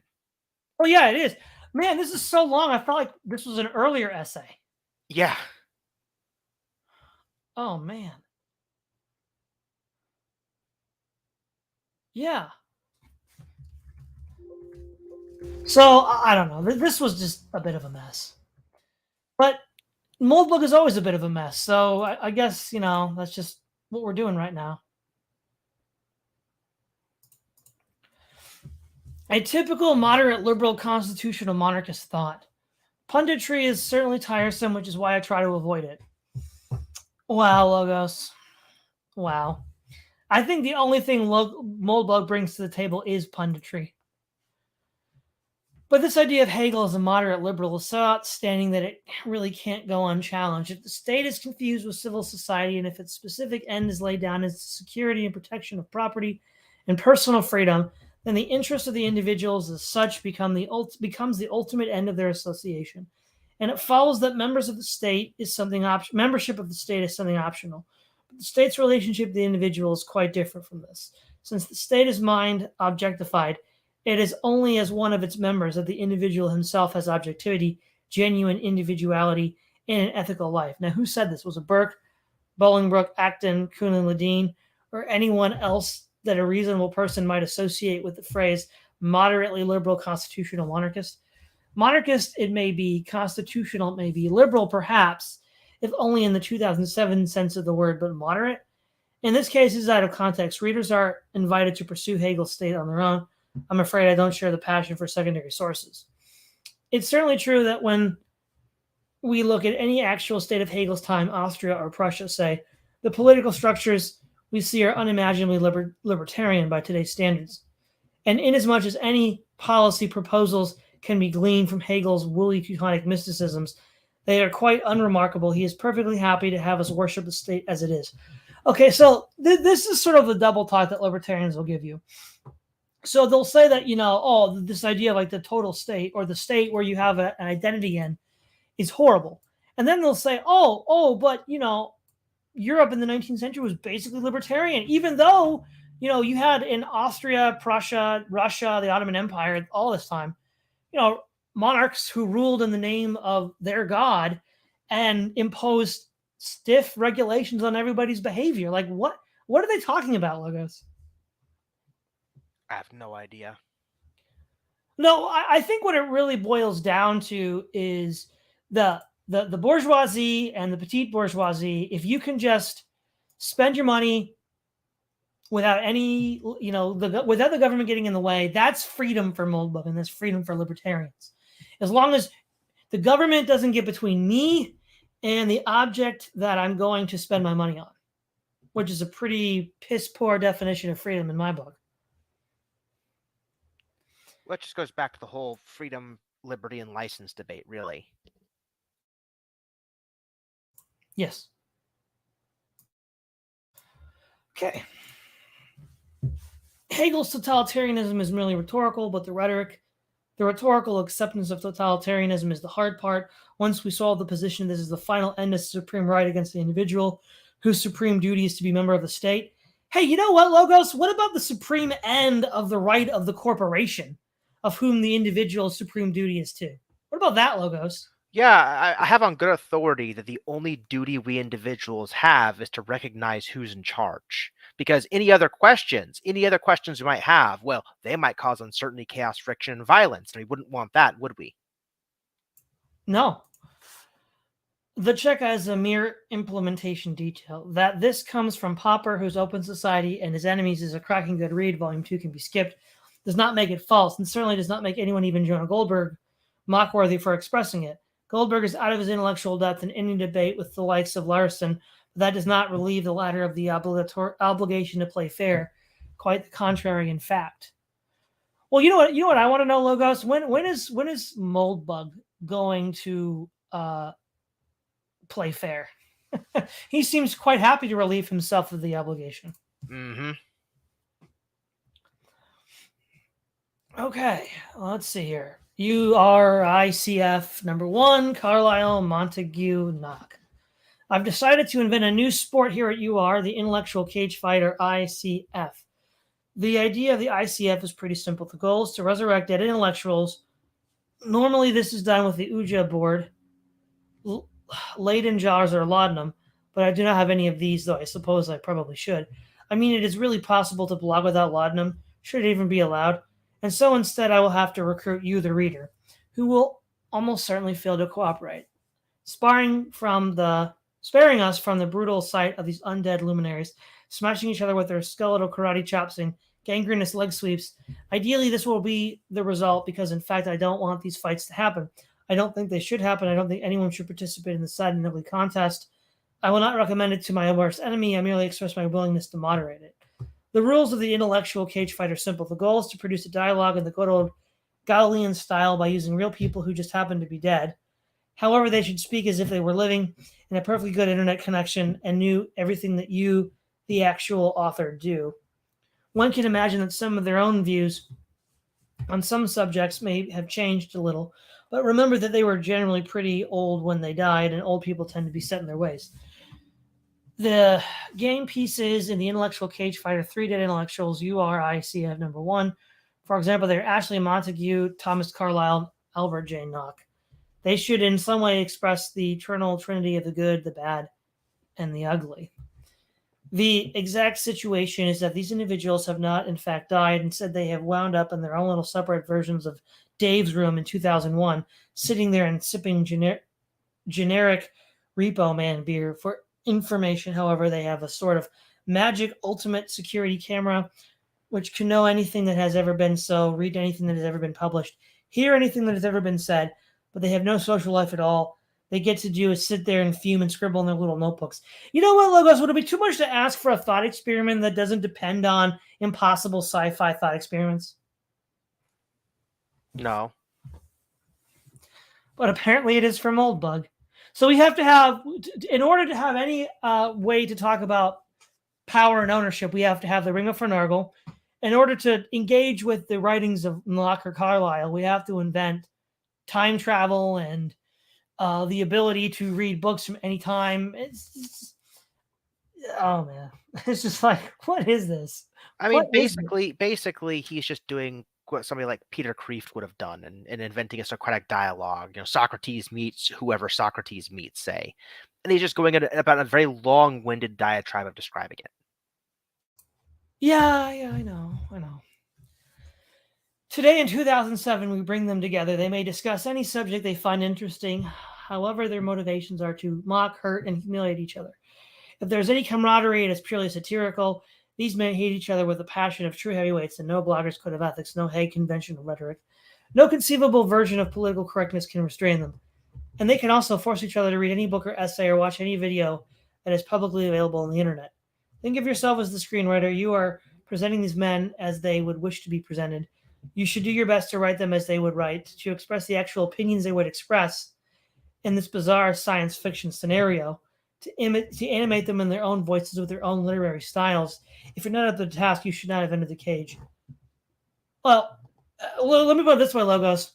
You should do your best to write them as they would write, to express the actual opinions they would express. Like, in that case, that puts Moldbug as the last person you want in charge of this. Basically, I'm still mulling over that Hegel quote, and I'm trying to figure out exactly where the totalitarianness he's talking about comes from. Like the way he describes the quote, it's like Hegel is the first coming of Mustache Man or something. But like, looking at that quote, it doesn't seem to be that he's describing anything that terrible. I don't know. Well, Moldbug's a libertarian, right? The state is like, a wooden stake to its heart. Ideally, two of the combatants will defeat the third and then face off against each other. There will be a sudden spasm of rhetorical combat, black teeth or moldy shocks of hair will go flying, and a winner will emerge, a new intellectual champion for the 21st century. The prize in this battle is the prize of the age, the eternal adoration of generations of freshmen. The penalty is intellectual humiliation and permanent obscurity, even against opprobrium. The actual corpses of these unfortunate losers may yet be dug up and hanged like Cromwell. It's not out of the question at all. I personally feel I would get quite a kick out of any such ritual, and if enough others feel likewise, surely we can do something about it. To keep it somewhat under control, however, I take the liberty of declaring a program for the event. ICF number 1 will occur in 4 rounds. Round 1, just to get us warmed up, the Jewish question. Round 2, the state of letters. Round 3, the African problem. Round 4, Huto Dalat. If you don't feel up to going all 4 rounds, feel free to write as few as 1. Entries should be posted to your own blog. Please drop me a note or submit to me an email. The contest is open until I declare it closed, which will probably be never.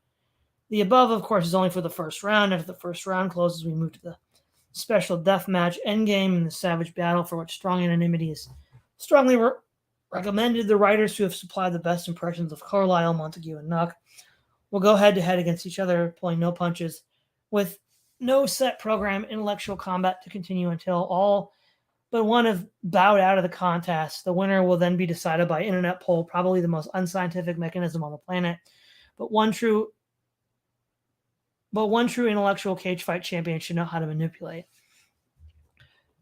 I mean, this could have been said like in 2 paragraphs, but It really could have, and that's just a common theme with this guy.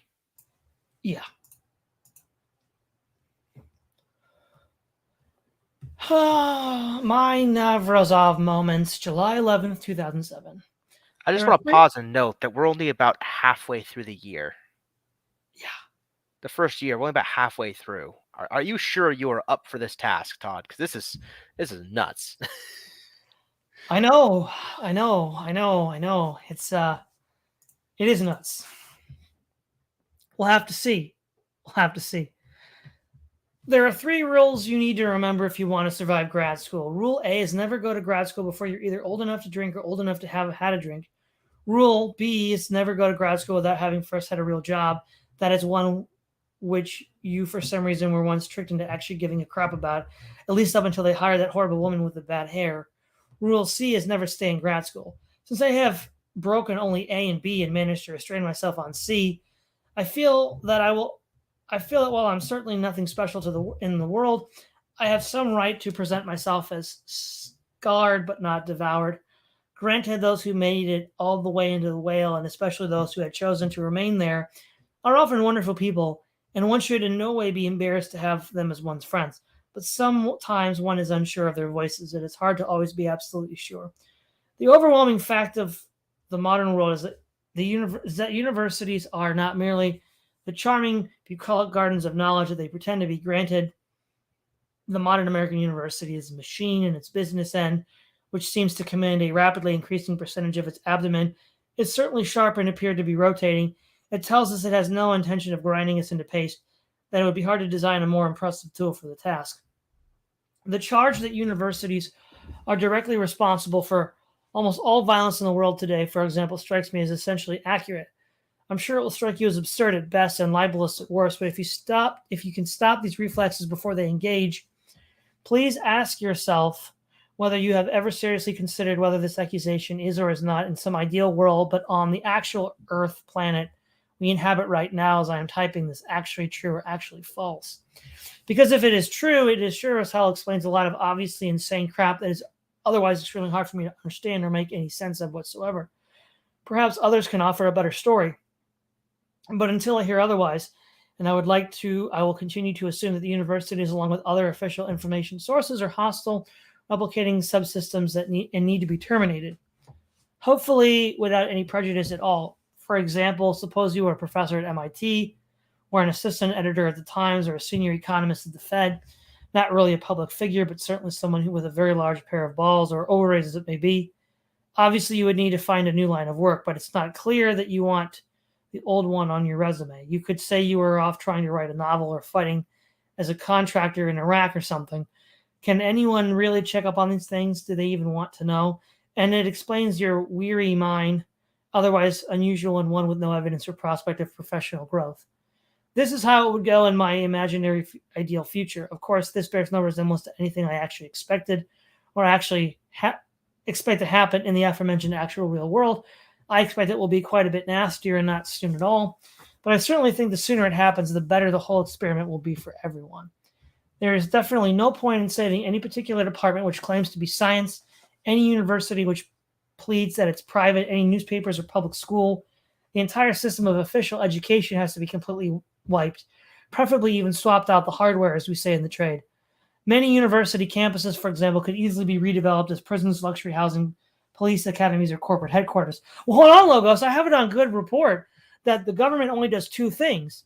It protects property and it protects property rights through law and defends the country with the armed forces. What's this third thing called education? Well, that's why he's trying to get the universities abolished. Yeah. Now, of course, what in many regards, because we've talked about this privately on our own time, the current education system in America is abysmal, and there's really no reforming it, and it needs to be wiped out. But the problem here is what would Moldbug replace it with? Well, I mean, Moldbug would just replace it with, this sort of flattening of sort of like codification of life, right? Basically, education would be to have everybody think like a computer programmer, which would be a nightmare. Like, I mean, it's bad now, and it would be much better if that was the case. Any thoughts on this whole topic here, Logos?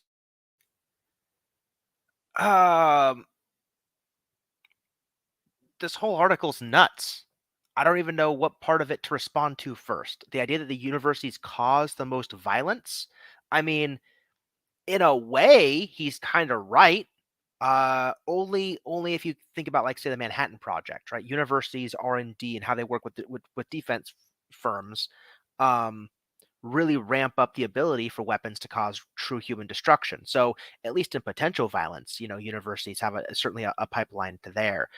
I don't think Moldbug's making that argument, though. I think he's trying to argue like race studies and other departments fermenting revolution are causing all this violence, and I don't think so. I think the universities are putting a finger on it, but okay, this seems to be like an economic debate as old as time. Does supply create its own demand, right? So just because universities put out these racial studies departments and whatnot, does that mean that there will automatically be a bunch of demand for them and people join them and so on and so forth? I'm on the side of no. I don't think supply always creates its own demand. I think the demand for these things exists, and people come to these classes looking for an explanation as to why the world's gone wrong, especially in a more secular age when the university is kind of replacing the church or replacing the priest you talk to on Sunday or whatever.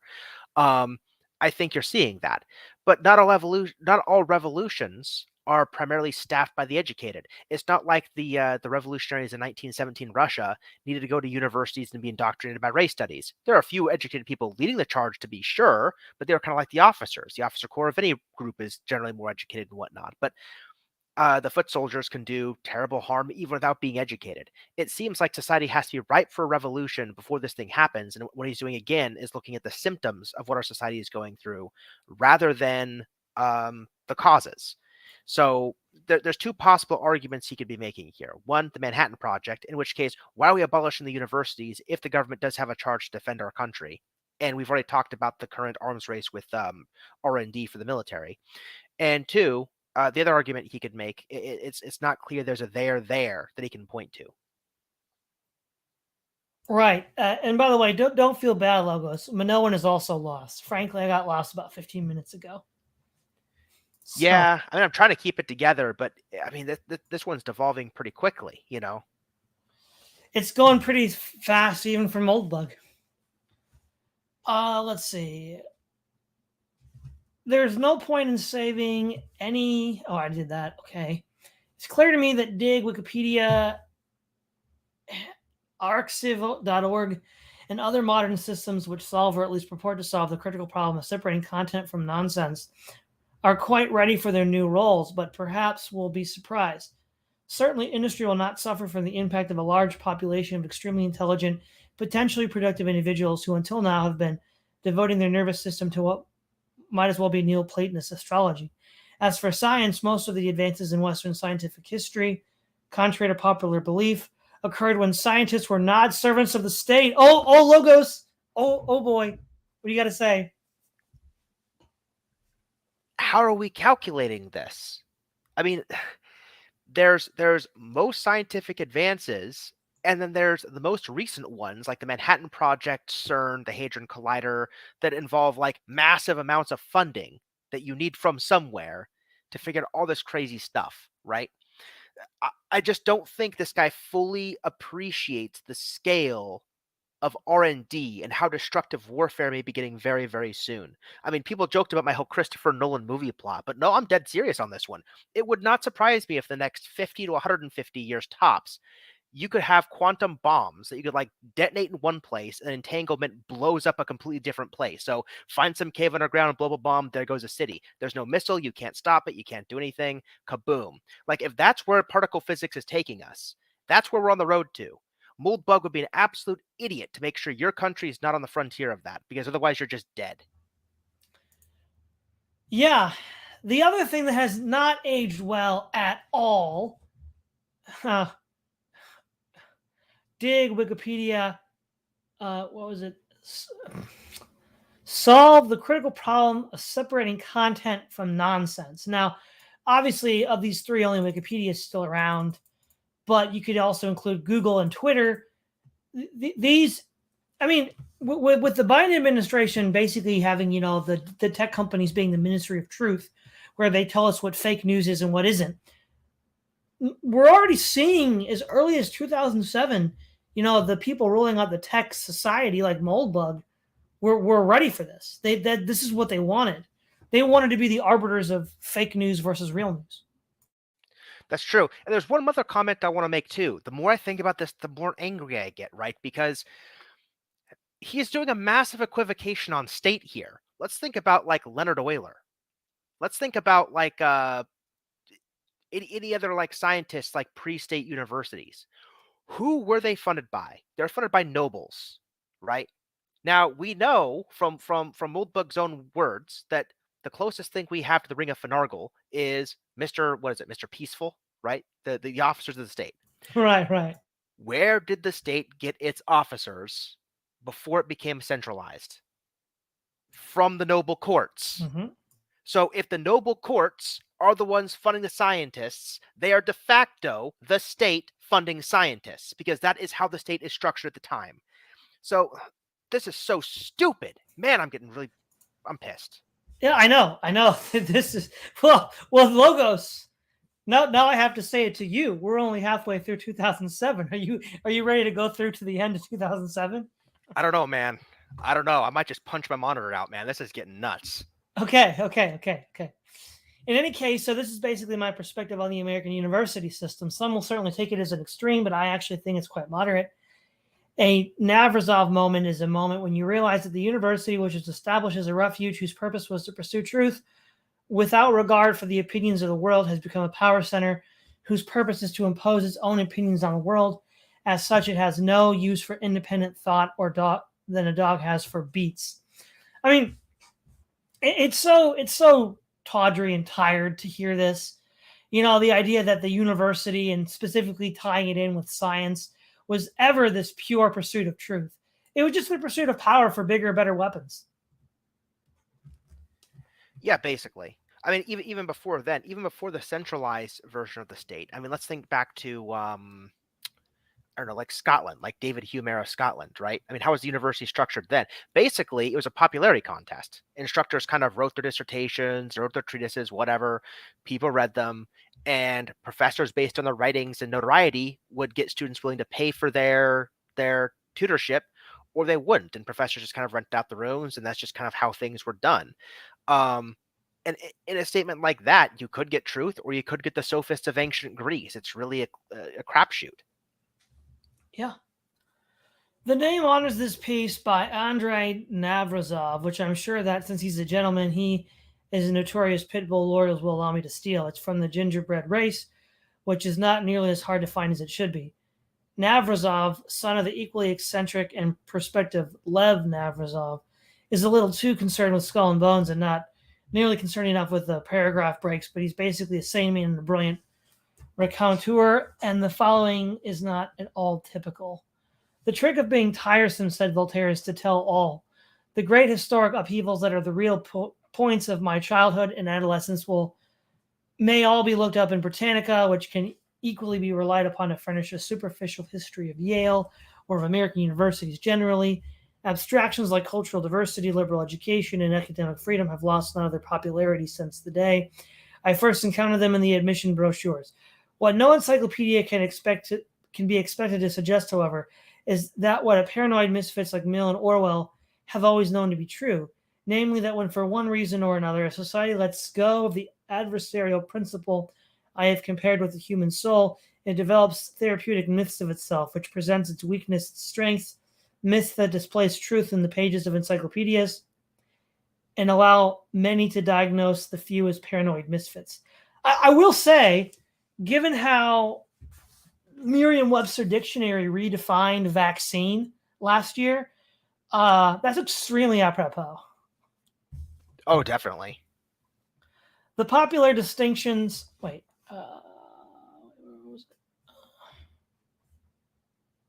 Right. The popular abstractions I place among the constituent myths of modern civilization's public religion are not outright lies, of course. They are what Mill called half-truths, noting that not the violent conflict between parts of the truth, but the quiet suppression of half of it is the formidable evil. By absorbing the violent shock of dissent, once respected by such abstractions into its placidly gaseous whole, the religion quietly dissolves potential opposition within the consequence that, in Mill's words, truth itself ceases to have the effect of truth by being exaggerated into falsehood. But as the Bach prelude gently pealing from the chapel Gothic tower stilled my paranoid aspirations, I had no time for the formulation of this kind. Courses had to be chose under the influence of the visible environment, which I obediently interpreted as university had intended. I choose a course of lectures on Hegel. The first paper assigned by Professor Rockmore was an analysis of the famous chapter on the phenomenology of mind, in which Hegel examines the relationship between master and slave. I hope to approach Hegel, and indeed all my studies in those early weeks of my first term, exactly the way such matters have been treated at the Nukovo dinner table. Obviously, none of our guests liked to be thought of as a learned bore, and consequently it was unimaginable that in the course of a conversation bubbling into the small hours, somebody would summarize a chapter from a book everyone else had read. I viewed the professor as my host, and the essay I submitted was intended to divert him by presenting Hegel as a slave to platitude and anti-hero of thought, a man so wanting existential imagination that in a Napoleonic Europe steeped in serfdom, he was unable to recognize serfdom as a reality transcending the insular concerns of an ambitious private docent. Hegel's idea that the slave enslaves the master, I reasoned, is not a paradox because in the broad historical context of universal servility, it is sycophantic, as Proudhon's idea that property is theft would not be a paradox in a society of thieves. As I wrote, I imagined Father and our guests eviscerating an academician's conceit here, taking a stab at a bureaucrat's witticism there, Tiss and Dally flowing amid roars of laughter. I read the essay to father of the telephone adding news of this new university life of mine, which I imagine is a continuation of and perhaps even an improvement of the lost life of Nukovo enclave of paradise perfected. The following week I came to class expecting the thrill of violent conflict between parts of the truth. The thesis being that Georg Wilhelm Friedrich Hegel was a celebrated philosopher in the antithesis, that this son of Stuttgart government clerk led an intellectually sheltered existence. The dialectic, however, did not work out as I expected. May I see you for a moment, said Professor Rockmore. I noticed red blotches on his face. He told me that he could not give my essay a mark, and that if I wanted to stay in this course, I would have to rewrite it. But Mr. Rockmore, that is what I think, I protested. These are my thoughts on Hegel's treatment of the subject. He referred to me to my college dean, who received me in the Gothic grandeur of his study. The dean advised me to withdraw from the course, explaining that it was for advanced students and closed to freshmen anyway. I had been strictly reared, as Mark Twain used to joke, but if it had not been so dark and solemn and awful there in that vast room, I believe I would have said something which could not be put into a Sunday school book without injuring the sale of it. With a sinking heart, I realized that the faux pas I made was not unlike that of a tramp barging in on a ladies' circle evening devoted to problems of the homeless. This Siobhan dramatization aside, suppose philosophy were a science like mathematics or chemistry, and a drunken beggar barged in to disrupt a university lecture on metal ethoxides with his ideas about ethanol and its applications. On the other hand, it would never have occurred to me to disrupt Professor Rockmore's course in this way if the subject discussed was symbolic logic or any branch of philosophy that borders on mathematics. I remember that Mill, in his discussions of the intellectual freedom, specifically used mathematics as an example of an exact science where there is nothing at all to be said on the wrong side of the question, in contrast to every subject on which different opinions is possible. And in Mill's view, essential to what makes a free thinker's life worth living, yet the subject under discussion was not Hegel's logic, but his view of slavery, a subject upon the stark reality of which Mill began reflecting while the Iena time server was still alive.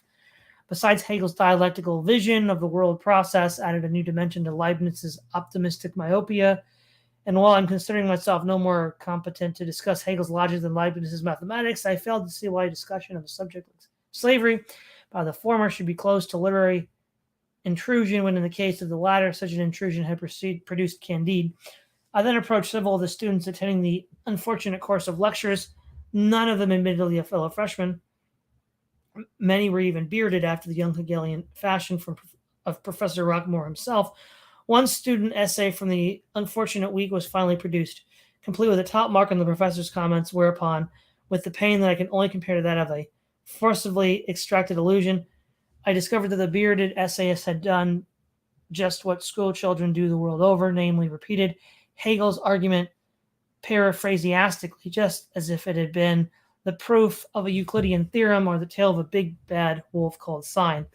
The tramp had not quite expected, perhaps, that he would be given crumpets with tea and asked to tell the ladies what the homeless need. He might not have expected that his lady's kindness would outlast the short speech he planned to wind up by demanding a shilling from everyone present. But least of all, he expected to find the good ladies naked, mute, or dead.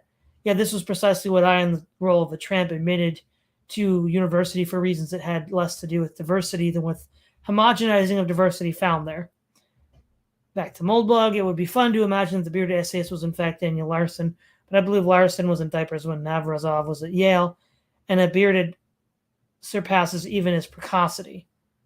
So, as far as I can tell, what Navrazov is saying is that you basically just get these like cliques within universities, and if you say the wrong thing, you're just not going to make it. I mean, that's just such a short-sighted way of viewing what's happened, right? Universities have several functions. One of them is to see critical thinking, right? But another critical function of a university is just to understand if you know what's being discussed, right? Do you know the basics? Can you summarize accurately somebody's argument? If this was an introductory essay on Hegel, and the goal of the essay was just like, hey, summarize for me Hegel's thoughts on slavery, and you can do a little bit there. So maybe you might interpret a passage a little differently than the standard, but you might have some source material to do it. We know that Hegel actually read such and such based on his autobiographies. And so the standard interpretation is this, but he could have meant it this other way that I'm putting forth here because the way he read it. That's legal. That's legit. We're trying to figure out how much do you understand of Hegel, and the professor's job is just to see, do you know what Hegel was talking about? Now, if that was the point of the essay, then to complain that you're not allowed to just like go in there and just give your opinion on Hegel is completely missing the plot, right? We don't know what the purpose. We don't know any of this. I hear arguments made by conservatives about this all the time. It's just like, well, the professor, they just wanted me to write the one thing, and I got marked if I didn't copy it. It's like, yes, is this an essay where you're just reproducing what somebody else thought in your own words, so the professor knows you're keeping track of the reading? Or is this an essay where you're meant to persuade or state your opinion or do something like that? If we don't know which is which, then you getting marked down because you didn't like color in the line, so to speak, isn't doing us a whole lick of good. Right. Now, Navrazov studied, of course, literature. I took a European history class at Hopkins, one each in Chinese, Japanese, and definitely the most fun early Levantine history at Brown, one creative writing course at Brown, and one each in hippie economics and hippie law at pre-college summer in Cornell. And this is the absolute limit and total extent of my formal education in the humanities. I don't even speak any languages, though I'm told I do a good Indian accent. Instead, I escaped alone to tell thee, for all I studied is computer science, and it's hard to make CS to be about anything except actual computers and how to actually work these efforts. Although the good Lord knows even enough people have tried. In particular, there are, or at least in the early 90s, were a few schools that had very splendid programs in system software, and I actually think I wound up with a very good basic education at above a master's level in CS. Well, there we go, Logos. He's not really saying that's what he's going to do, but that's what a Moldbugian education would be, one giant computer science course. Yikes. Computer science, I hasten to say, is no less a human garbage disposal than any department in any school. It's just slightly less obvious about it. The blade is slower, the motor less powerful. Perhaps some useful activity exists in this field. Perhaps there are some peach pit struck deep in this drain with a leaf or two of actual life clinging to the chewed and ruined stem. But do we really need to reach in and retrieve it? I mean, for example, so-called programming language researchers have not designed a new language whose reception among the townies, i.e. actual programmers, who actually program for a living could describe as even remotely warm. Certainly in the last 30 years, and arguably ever, there is a reason CS's entire existence is notoriously debatable. My own personal advantage in embarking on this heinous and obviously unprofitable course of study was that my parents worked for the U.S. federal government, another institution whose abolition I consider urgent, if I slightly lower priority, even while the Cold War was still on. The odor of Brezhnev was remarkable, especially where my father worked. At State, a department largely responsible for there having been a Brezhnev in the first place, and whose tentpole can scarce conceal itself now that the EU is actually the sweet Eden those nasty Soviets would never quite let themselves be, but I digress. No, you're talking about, what does somebody mean when they say something? Now, when you say that, Brezhnev is the fault of the state. Now, is he mean the state in general or the United States? Or, because with Moldbug at this point, I don't even know what he's getting at. Help me out here. What's Brezhnev? Brezhnev was a Soviet premier. He was after Khrushchev. Oh, I see. Okay. I don't know. In that case, I have no idea what he's talking about. Yeah, wouldn't it be great, Logos, if we just got rid of the state and had, the East India Company run everything? Wouldn't that be wonderful? Oh, yeah. I mean, imagine how much more math and science we could do if we didn't have a central funding apparatus and everybody just funded research and development. Here we go. Unfortunately, when Uncle Sam's balls expand and press outward, they emit the shocking odor. Wow. Okay. And this stench is now apparent to everyone between here and siding with the nose that has the smell of power. As Navrazov explains, the word power in Russian means possession, and is a cognate to the English word wield. Since in a democracy, public opinion is power, and universities are the source of all legitimate opinion, they can be said in a sense to possess and wield our minds. So no one at a university should be surprised to smell the marmoset, not even in an innocent little department called computer science. But I knew the stench from childhood, and to say I was shocked would be an understatement. Of course, all your actual official dissidents or activists are trained from an even earlier age to misidentify the organ behind the secretion. They cauterize the imaginary gland of their paranoid fantasies with bogus moxibustions, ointments, and poultices, which apply to the actual source, are not just ineffective, but often even nourishing. They claim to be stopping the drip. They believe they are stopping the drip. They are sure if they flagged in their effort for a second, it would become a full-on faucet or a flood. In fact, the effort of their labors is at best neutral and often constitutes actual lactation, though the whole system is a fine case of the proverbial self-looking ice cream cone, not to mention a substantial source of distraction as well as naively called it unemployment. We do not remember that the organ of this fluid is not in fact a scent gland. I mean, Logos, where does Moldbug get this stuff from? I feel like he visits Lucifer and gets these really weird ideas. I have no idea, man. I don't even know what he's talking about anymore. I've completely lost the plot.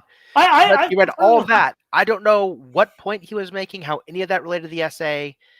Is this guy just writing to hear himself talk at this point, or what? I think Unqualified Reservations is just Moldbug's love letter to himself. Well, yeah, I think a lot of early blogs were in part that, but I want to at least be able to follow the letter. Yeah, I know. I know. I don't know. I don't know. The only professor I ever actually learned anything from, at least anything that an ordinary person couldn't learn out of a book, CS is not in general hard, and I avoided the hard parts. In 1 year at Johns Hopkins, don't ask. 3 at Brown and 1/2 at Berkeley, really don't ask, was a fellow by the name of F. Kenneth Zadek, an assistant professor at Brown who I'm very confident cannot identify me at all. Zadek was, and I still think is, a compiler man and a good one of the inventors of the static single assignment SSA form, an approach to compiler optimization, basically making your binaries run as fast as possible, which was new then but has since been widely adopted. But all this you can get out of a book. It was not the content, but the way he taught that was special. Zadek ran his graduate seminars in a very interesting way, as in most graduate classes in CS, at least at the time. The style was to do papers. At Berkeley, for example, we would read 3 or 4 papers a week and spend half an hour discussing each. Basically, the goal would be to look at this cool, smart paper and see how clever the people who wrote it were. Could we be clever like that? Perhaps we could. This is not how it worked in Kenny's class. He did 1 paper a week, and obviously his methodology would be to have us read this 1 paper, typically a very cool paper by people who were clearly very smart, and discuss it for at least a couple of hours. And Zadek's goal was almost never to praise this paper. It was to rip it apart. It was to show us the clever ways in which the authors had disguised the fact that their work was, while still cool and certainly not inaccurate in any way, utterly useless for any practical purpose. As, of course, are 99.99% of things that all computer scientists have ever built. It is an error to confuse the open source community, which, for example, wrote Linux, with the academic CS world. Basically, the relationship is that the former would like the prestige and power of the latter, whereas the latter would like the success and productivity of the former. This is an unstable relationship, and I think it's not hard to predict how it will play out. Zadek's adversarial version of CS was incredibly fun. Not, of course, that as a good Brahmin child I needed any convincing, but it helped convince me to go to grad school. I wound up assuming, much like poor Navrazov, that this essentially critical, aesthetic, and realistic approach was simply the right way to study system software, which would, of course, be the way that it was studied at great center of the art, such as Berkeley. I want to put a bookmark in here real quick, because for me in college, it was the opposite, right? So when I went to college, everything had already been deconstructed, right? He's complaining that he's not allowed to deconstruct. But when I went to college, everything was deconstructed. Like all of the things that I had read from history books that were common sense and accepted by all right-minded historians for centuries, if not millennia, were all of a sudden completely up for grabs. Mm-hmm. And so, it had already been done. So I feel like he's also exaggerating how you couldn't deconstruct. I mean, that's frankly all that was ever done when I was going to school. I don't know about you, Logos. Was there a lot of deconstruction when you went to school? Yeah, basically. I mean, I focused a lot of my stuff on math, logic, things like that, so it was a bit harder to do. But yeah, I'd say a good bit of it. Well, this is the problem, right? This is fun, right? Remember the point I made about real estate earlier, that people seem to in some sense agree with. Now Mhm. map that over to the academic world, right? You're a new academic growing up at an age where you want to discover new stuff, invent new stuff, whatever. But there's so much stuff that's been invented, discovered, especially in like the social sciences or whatever. And you feel like you're just kind of like inheriting this tradition from somebody else. But you want to make a big name for yourself. You want to be a big historian. You want to be Shakespeare. You want to be somebody. So what do you have to do? Just like in real estate, where you have to make a revolution, in academia, you have to make up your own vacuum. Hence the deconstruction project. Yeah. And that's a lot easier to do than come up with something new. So, Well, exactly, because the more new stuff people come up with, the harder it is for you to do it. And yeah. so I anticipate this problem only gets worse as there are more and more generations. Yeah. However, I did feel a slight twinge of concern at the realization that there was such a high level of what could only be called dishonesty in the profession. It was certainly not the authors of these papers that failed to realize the drawbacks of their approaches, and it was also not that they had merely summarized the technical content and noticed neither pros nor cons. Rather, they had explored the pros in lavish and impressive detail, and they had set up the entire structure of their problems to avoid the possibility that anyone might consider the cons. Well, you know what, Logos? You know who does this? You know who explores pros in lavish and impressive detail, such that you don't even consider the cons? Moldbug, Moldbug. Moldbug, yeah, I mean, this whole libertarian crap could be summarized in this portion of the paragraph. yeah, it basically could. I think thee doth protest too much, Moldbug. Then there was the fact that as a class project, I actually implemented Zadek's SSA form, quite crudely, of course, inside of the new C compiler, which even then was a monster with hundreds of thousands of lines of code. I believe GCC has a proper implementation of SSA form now, and I'm sure it works much better. And probably the fault was mine, but it disturbed me slightly that when I used my souped up GCC with this groundbreaking optimization model to compile itself, it found something like 3 extra optimizations in the whole code base. Okay, another bookmark. I think basically what we can say is all of the neuroticisms and complete nonsense these blogs have been, I think is the result of Moldbug being a computer programmer. Because I mean, I've never known computer programmers to actually be able to have a coherent train of thought about the real world. If it's about history or politics or economics, there are always these weird, autists that can't string things together and are completely ignorant of, the last 6,000 years of human experience. And obviously, he has his own idiosyncrasies, but I think a lot of this can be chalked up to him being a computer programmer and an engineer. I don't think so. I know a few programmers and engineers, and we hang pretty good. I think these idiosyncrasies. Listen to how many schools that Moldbug bounced between. Like, scroll back up in the essay somewhere. Like, search Yeah. Berkeley, and find me that section. That's worth rereading. If you want to know where the idiosyncrasies are, I'll tell you. Here you go. Read this thing. The only professor actually learn anything from, at least anything that an ordinary person can't learn. Blah blah blah blah. Oh, we were there. No, you were Oh, there. we were. Yeah, you were there. Go back to where. There you go. Okay. Listen to this. In 1 year at Johns Hopkins, don't ask. 3 at Brown and 1/2 at Berkeley. Really don't ask. Right? Yeah, 3 universities. Right? 3 high-end universities that some people freak out when they get accepted to one good university. They feel like they've got a golden ticket. This guy, if I'm reading his paragraph right, bounced around between 3 of them. Yeah, I mean he's a blue blood. He has silver spoon in his mouth. Right. So he basically wants the air of being an elite. He wants to be well read. He wants to be well respected. He wants to be this intellectual guy. He seems like he's bred from that tradition. He even mentioned the fact that his parents worked in the State Department, for crying out loud. But he studied computer science, which is ostensibly a very brass tacks do stuff field. And he's working through these psychological issues where he thinks that he should be upholding this elite tradition, but all he's got is these tools of a programmer combined with a smattering of stuff he's read. I'm not sure how well he's understood the stuff that he's read based on his describing of it, to be honest with you.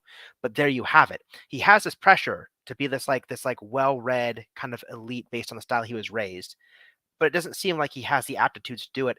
And that's what's creating all these weird idiosyncrasies. Programmers that know they're programmers and just kind of like chill out and we have cool conversations, cool dudes, no problem with them. It's people like this that think they should be more than being a programmer because of these idiosyncrasies, or where these idiosyncrasies come from, in my opinion. Well, If yeah, we're gonna okay. So speculate. let me make one qualification. So again, as long as the computer programmer stays in his lane, and then when he's not coding at work, he's just shooting it with the guys over a beer. That's one thing. But we're talking about having actual positions on politics, on economics, on foreign affairs. I've not met. They're all insane. They're either radical libertarians or they're like woke leftists. They're crazy. Yeah, that I think that's just a selection effect, to be honest with you. I think the people that okay, let's make another distinction here. There are people that study programming as like a hobby, that like kind of study into it and learn that way and don't really get a big formal education. And there are people that like get these big formal educations and do the whole school to corporation consultant pipeline thing. I think the latter part are much more likely to be silver spoon libertarians. I think the former people that I know and talk to have opinions kind of like you or I would have opinions that might not be well read on history or certain subjects, but they'll admit to as such. They'll just say, "Hey, man, I don't know. Talk to me about X, Y, and Z." And I think they can talk to their positions pretty well. I think there's a finer point to put on it. Sure. All right. Needless to say, Logos, when we finish this mammoth essay, which is going nowhere fast, I think we'll wrap up and give our thoughts. Okay. In any case, because this will probably take another 20 minutes. I kid you not. I mean, look at where the tab's at. Yeah. All right. In any case, off I went to Berkeley, where I had my real Navrazov moment. Basically, what I discovered at Berkeley was that the Zadek approach to CS is an exception, to put it mildly. My Navrazov moment at Berkeley came from the one and only paper I published, which was a clever way of reducing the time it takes for an operating system to context switch or shift between working on different processes. In a modern computer, this depends on a piece of hardware called an MMU, which can be slow and cumbersome. So my paper described a way of securely separating two processes without using the MMU. This was not even really my idea. I'd actually gotten it from a professor at Arizona, which had been my safety school and was nice enough to fly me out for a visit, whereas Berkeley knew I was lucky to have earned their blessing and didn't need to bother. I elaborated slightly on the Arizona professor's idea, giving him full credit, of course, for my OS class at Berkeley, and the Berkeley professor was impressed enough to have me write it up and submit it to a minor conference where it won Best Student Paper, there being one other such. In any case, the same problem was popular at the time. The only real way to succeed in CS is to invent a new problem. Hey, there, Logos, that's what you just said. Yep. Which generates more employment for your peers, and other people at Berkeley were working on it. Two of these were a pair of third-year grad students whose names sounded like Sacco and Vanzetti. Sacco and Vanzetti came up with an entirely different solution to the slow MMU problem, one of which, if I do say so myself, was less imaginative than mine, but both more general and more practical. They published theirs in a real conference. They received much acclaim for it, and I believed patented it, started a so-called company, and eventually sold it to Microsoft. At some point during this period, however, I realized that this entire problem was a complete and utter pseudo-problem. The reason that an MMU context switch is slow is that when applied to the problem it was actually designed to solve, it is more than fast enough. The Lily needed no gliding at all, and it certainly did not need to be nano-fabricated from isotopically pure, individually selected golden atoms. Academic CS researchers at the time, for whatever ridiculous reason, probably something to do with microkernels, thought that there would be many more fine-grained security transitions in the OS environment. In fact, if anything, the trend is away from multi-user computing and toward virtualized or shared nothing designs in which communication between protected domains is minimal. Furthermore, if the trend were actually did reverse, which it hasn't, it would be very easy to fix the MMU-based context switching to make it every bit as fast as needed. Now, obviously, Logos, you and I have no insight into computers, but it would be interesting to see if his position has aged well, because I can't say if his prediction came true or not, at least with regards to computers. Yeah, I mean, I'm happy to take him at his word on that one. So I'm very confident that neither of these techniques, neither mine nor Sacco and Vanzetti's, has ever been used in practice. There's no need for them. There's never been any need for them, and there will never be any need for them. And this is quite obvious in 1993.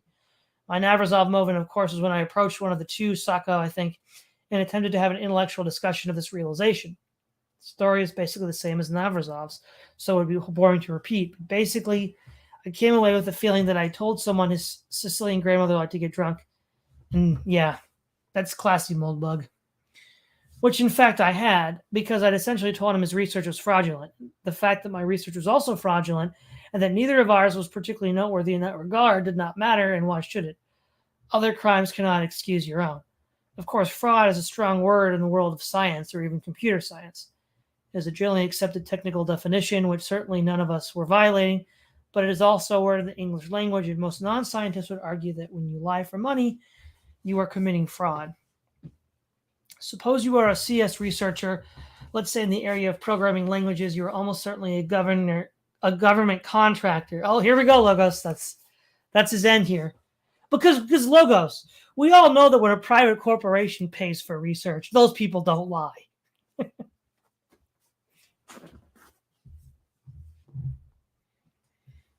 Oh, sorry, I didn't realize you were asking me something. What was that?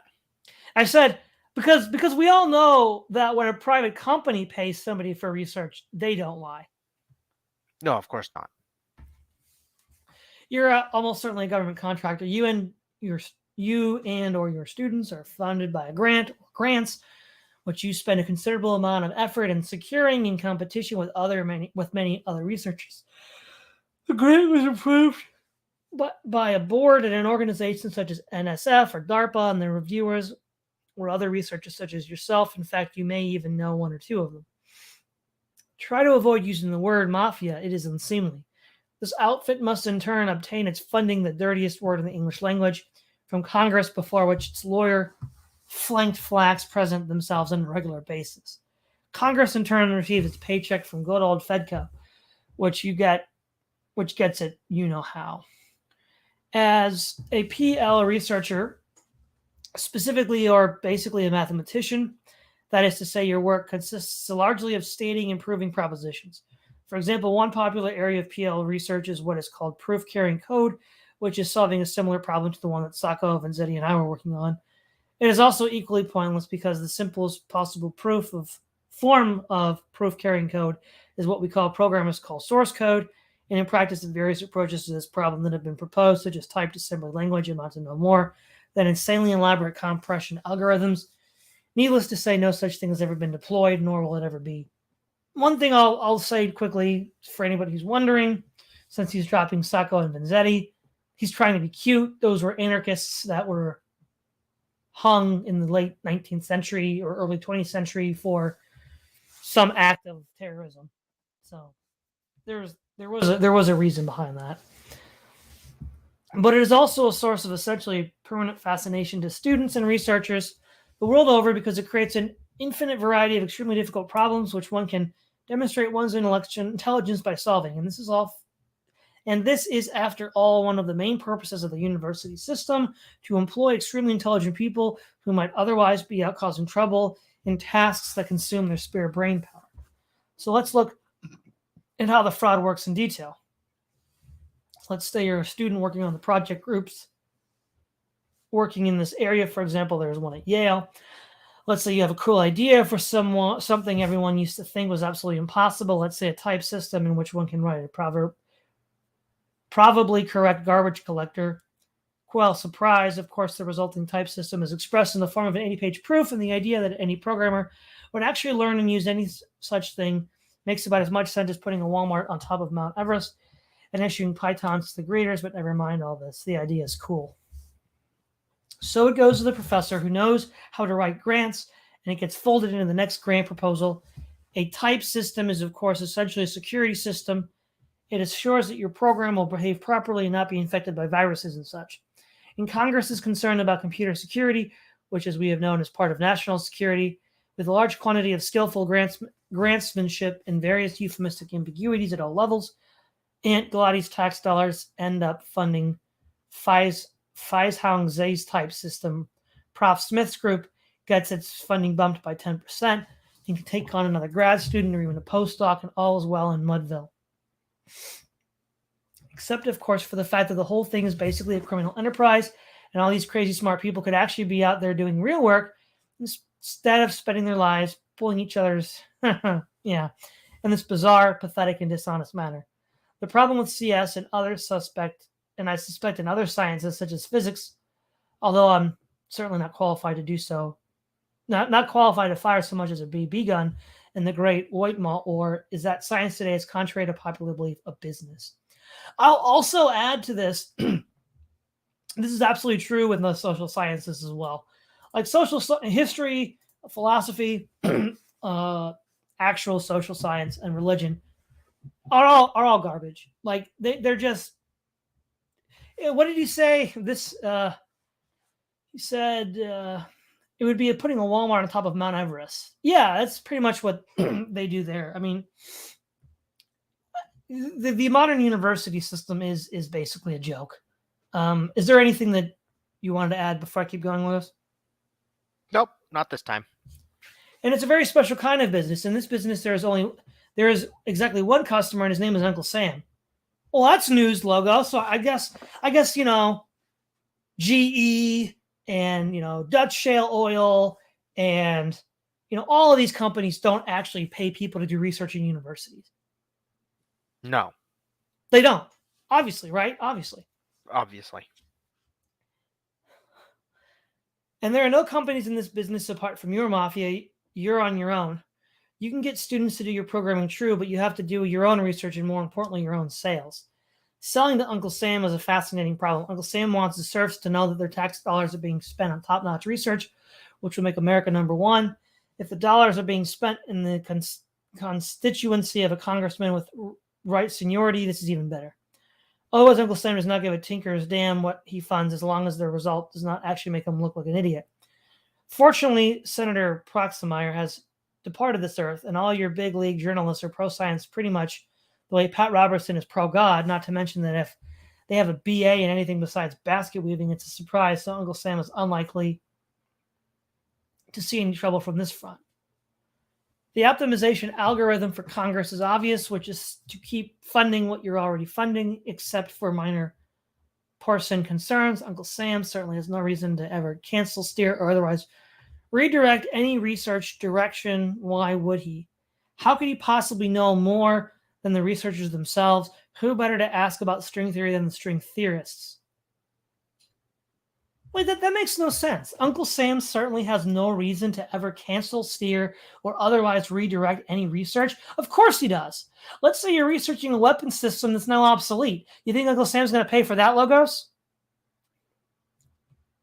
Nope. No. The result is that the Fedco's approach to research bears some resemblance to that of a large and often slightly Fedco-like hardware corporations that have dominated the industry for quite some time. Typically, these outfits employ large numbers of researchers at places like Microsoft Research, Sun Labs, etc. And these researchers, who are PhD types from academia, receive some mild encouragement towards productive directions, but of course have actual rank and simply can't be told what to do, as if they were mere employees.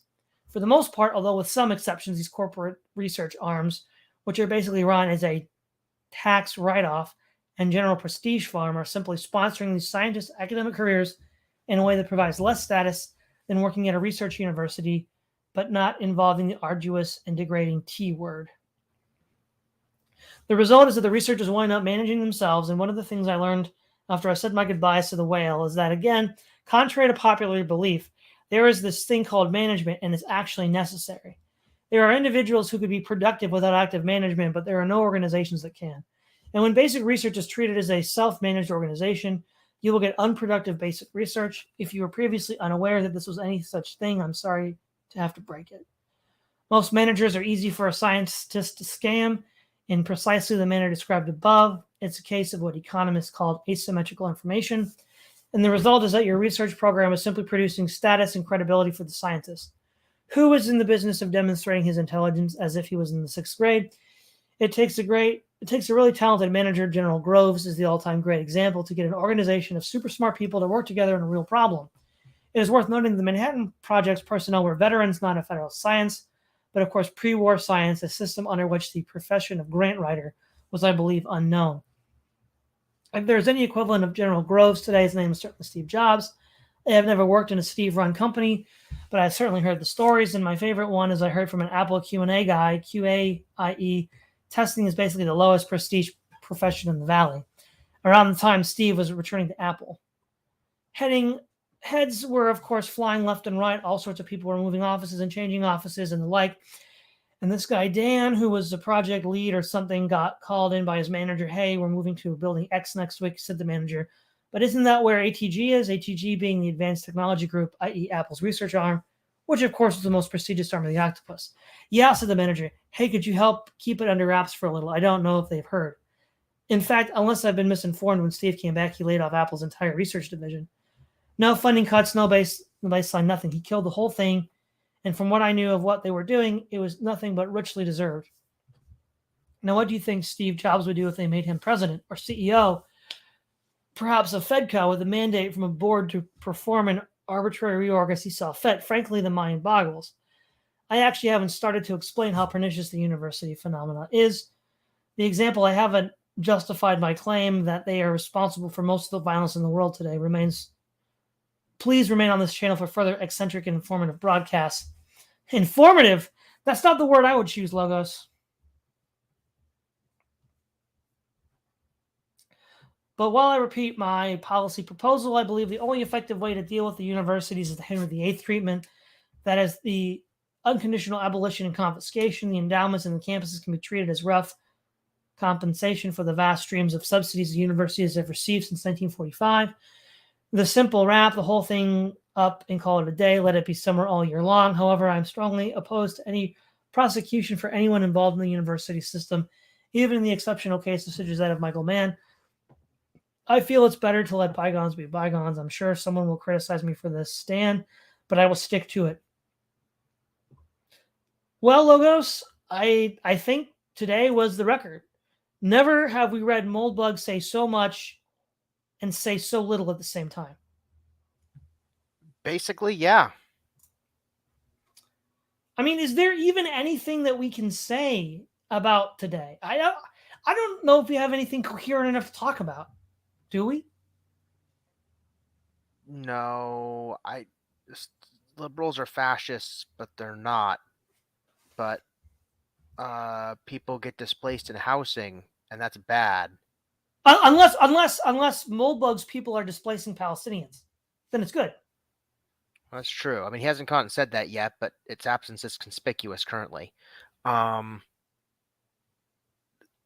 I think somebody in the stream made a great comment that the previous essay we just read is just like his giant college diary. It's basically it's just like a diary entry about his college experience, and so there's not really much to pull from that. He certainly does not appreciate the value of research and development in universities. Like, clearly doesn't. He wants to say that universities aren't producing anything of note and blah blah blah blah blah. But it's like, look, if they're producing stuff of note, guarantee you it's confidential, and you wouldn't know about it. Well, yeah. Case in point, right? When the stealth composite material was invented for the B-1 bomber and the F-117 fighter bomber, nobody knew about that. Yeah. Not in the public. Yeah, and I know somebody who got a degree in mechanical engineering that for his work, he was helping research a government program involving nanites. Really crazy stuff. He couldn't talk about it, but he said it was absolutely nuts what we're coming up with. And so, I mean, yeah, maybe computer science is pretty terrible. I don't know what to say about that, but when it comes to engineering, physics, and the like, I mean, you betcha. I mean, the mathematician to CIA pipeline is pretty major. I mean, I was talking to a colleague of mine about that, where a lot of the smart PhD or even grad student mathematicians, if they don't want to work in academia anymore, they apply for the CIA, and they become code breakers. They become like people that just like infer things. Like they'll look at brief conversations between terrorists and like write it all out and try to figure out like who are they meeting, what are they meeting for, what are they doing. There's all kinds of really interesting questions on a CIA exam that you can take, and mathematicians score really high in that. So it's like, okay, so I mean, even if they're not producing stuff of note in the government, the entire point is okay, here's how Moldbug should think about this, if we're being honest. Moldbug should think about the university system like a giant retainer the government pays to a bunch of smart individuals to be on call, in the same way somebody might pay an attorney to be on call in case they need their legal advice. And those grants and stuff that he's complaining about are basically just that. So these people have probably shown some type of acumen for the government, helped them work on some very secret projects that Moldbug will probably never hear about before he even dies. And God hope that some of these projects we never have to hear about, because if heaven opens up that way, the world's going to end. Like there's going to be some massive weapons of war going on. So these people have already probably proven themselves to some degree or other in working on very specialized projects. Some of them, not all of them. Of course, there's a feminist glaciology joke that will never end about the grant funding for that sort of nonsense. There are the liberal pet grants that the government gives the hippie revolution types that Moldbug talks about. Fine, but if you're talking about the sciencey things, guarantee you there's a reason for some of those grants, even if the literature is not super interesting. Like look at their published work. It's like, yeah, government doesn't pay them for their published work in the literature. I guarantee you that. Yeah. So we have a super chat from Ori Samsonov for 30 shekels, which I think is around $10 US. Thank you for the 30 shekels, Ori. Real Calvinism has never been tried. That's the one that we have to get to. There's a couple I think that stand out. Minoan at 425 said, Todd and Logos are providing an important service in educating those who aren't aware of them as much. NRX thought on the right is based on this blog. Well, thank you, Minoan. And yeah, it's a chore, Logos. It's not for the faint-hearted, is it? No, man, dude's gonna kill me. I still can't get over how much he'll be like, oh, this isn't the state, and this is like that whole, oh, it still makes me so mad. That whole, oh man, before university was attached to the state, look at all the scientific work he got done. It's like, yeah, but the body of nobility was the state at the time, de facto. It's where the state got out soldiers. Yeah. So it was still being funded by the state. It turns out that specialization of labor is a thing. So if nobody is like picking crops and building houses and doing stuff, they're just sitting on their butt writing science and doing research and experiments and stuff like that and not doing anything else. So society is going to have to subsidize them if you think it's valuable, and the government is just the way in which you funnel resources into subsidizing those things, whether it's through an atomized government involving like noble houses, or whether it's through our complex centralized bureaucracy. It's going to happen. Like some of the stuff he said today was just absolutely dumb. Today was not my day. Last time he went after Calvinism the whole time, and that was like your day. Today he was going full libertarian, so it was my time to get pissed off. So there you go. We're just going to trade week by week, I think. We are going to trade off. Maybe that's how we stay sane, Logos. But yeah, he wrote it just for us in the future. So I saw that you responded to this earlier at 5:15. Eric Vincent Offenwicks. So a praise of Folly and Co. Marxist now. And you said, I sure am. Lot of useful ways of analyzing the economy. I'll just leave it at that. Yeah. Let's see here. Ooh, here, you like this one, Logos. Ryan Young at 522. My idea, I'll bring it up. My idea of freedom is deciding to whom I am shackled to trying to get by. I want to have an arrangement where I actually can say I don't want to give any more or choose my own goals. Yeah. Because that's his rather than Moldbug's. Because I think I brought up Moldbug's view of freedom. Yep. Yeah, being able to pursue your own goals, that's what Uncle Ted calls the power process. We need more of that. Let's see. Wow, there's a lot here. So if there's any other interesting. If you notice anything in the comments, feel free to bring it up too, Logos. I've been chatting with them a little in the comments. It was fun times. They called me a prophet of real estate. I wish I could find that. I don't know where that is. Oh. Let's see. I'm also a Moldbug, apparently. Oh no. I still want proof that Logos isn't just Moldbug altering his voice and speech patterns. I mean, that'd be a talent. I've never actually seen or heard Moldbug speak. I know nothing about the man aside from literally this. This is my first time seeing him. So I must be pretty good to be Moldbug, never having heard him, and then become myself to hide my identity. I mean, I'm a master class. This is the highest form of compliment right here. Mm-hmm. Huh. I think this is when we were the 543. Paul Moosefoot said it's not even good prose either, just a wall of anger. Yeah. So, yeah, it's not good prose. Let's see.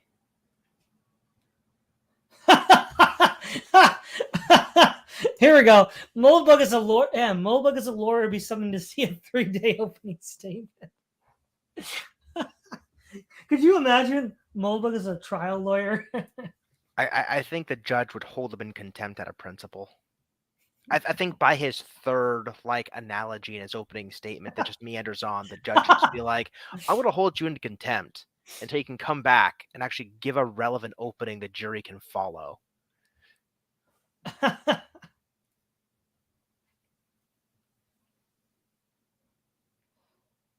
Okay, I don't remember what we were talking about 40 minutes ago, but Paul Moosefoot says, "Low 100% praise of folly." That's what this is about. I don't remember because it was 40 minutes ago. Apparently, M thinks he's going to be in some kind of trouble. I'd love to watch a stream of Todd talking about his college experience. Maybe one day. Well, you do your casual streams. That might be a good avenue for it.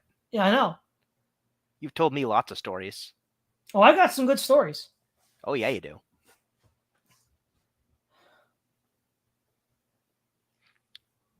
Yeah, M says, "I like Todd's increasingly defeated tone as he tries to get through Moldbug's humor." Yes, I saw that. Let's see.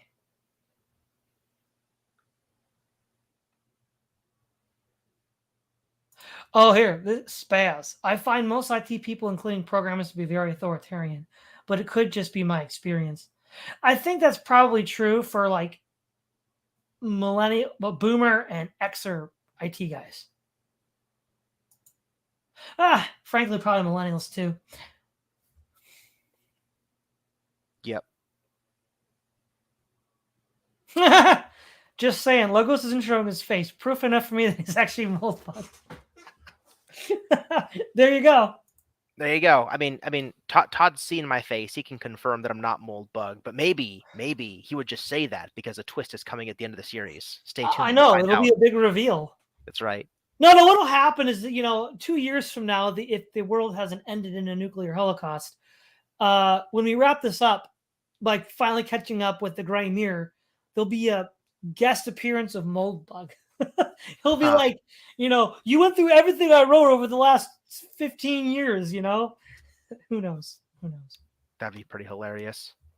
I mean, stranger things have happened. Minoan, oh, here we go. Logos can't be Moldbug. He doesn't have the verbal takes and uncomfortable laugh. Well, that's a compliment if I ever heard one. Oh, okay. We'll go through some more chats, but just to reiterate what I said last week, you weren't here for this, Logos, but the chat wants my fan to turn. I said if I get 6 super chats saying that they want the fan to turn, I'll do it. So I'm just reminding everybody that there's 5 more to go. Wow, of all the things to monetize. You're such a goober. Well, you got to do what you got to do, Logos. I guess. Let's see. Yeah, that would be pretty funny, right? If Moldbug just shows up. Yeah, who is this idiot? Yeah. Record deepness. Truth is, chat was rigged from the start. I guess he means our chat? I don't know. It was rigged. Minoan. Oh, sorry, Minoan. Not today. I don't think Todd is going to read any chats today, so you're safe. We're reading them. We're reading them. I don't know why M would think he's in trouble though. I didn't see anything Todd would get mad at him for. So No, I don't know. I didn't say anything either. Oh.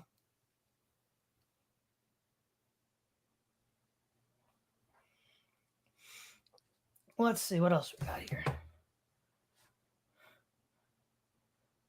Man, we have a ton of comments. This is crazy. people seem to be really enjoying themselves today. That's pretty good. Happy Saturday, everybody. Hope Thanksgiving week was good. Yeah, yeah, Manoa, and I'm praying for Todd to put us out of our misery. Oh man, let's see. Look, the mold bug will continue until morale improves. Yes. Let's see here. What is this? John Goris, wake up logos. He is awake. I'm awake. Let's see. No thanks to mold bug, but I was awake.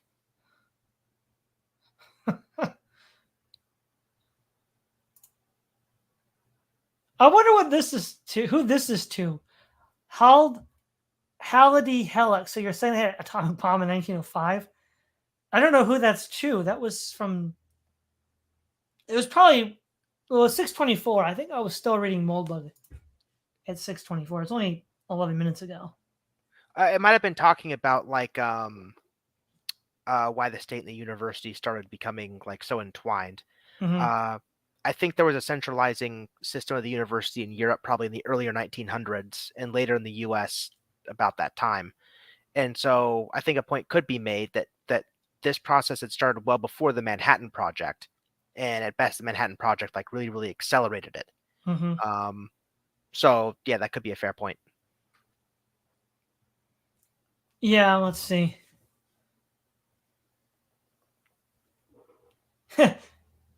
Minoan M. He picked good. He picked a good one of yours.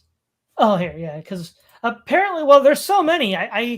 If M did anything that was silly or goofy, I didn't catch it.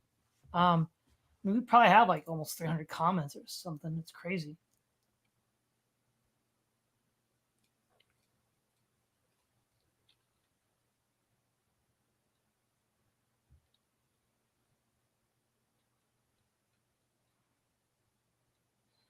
Almost done. It looks like. But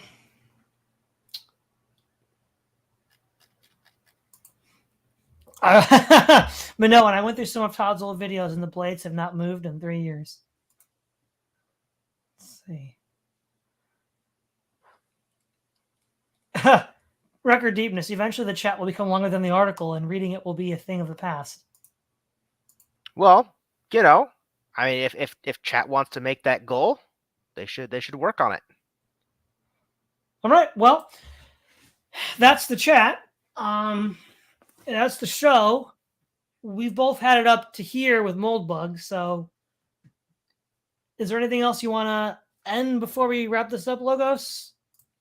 No, I don't. I think I've said my piece. I've made my rants. Yeah, me too. I've made my rants. All right, everybody. This is Todd Lewis. Oh, sorry. No. This is the judge and the executioner signing off.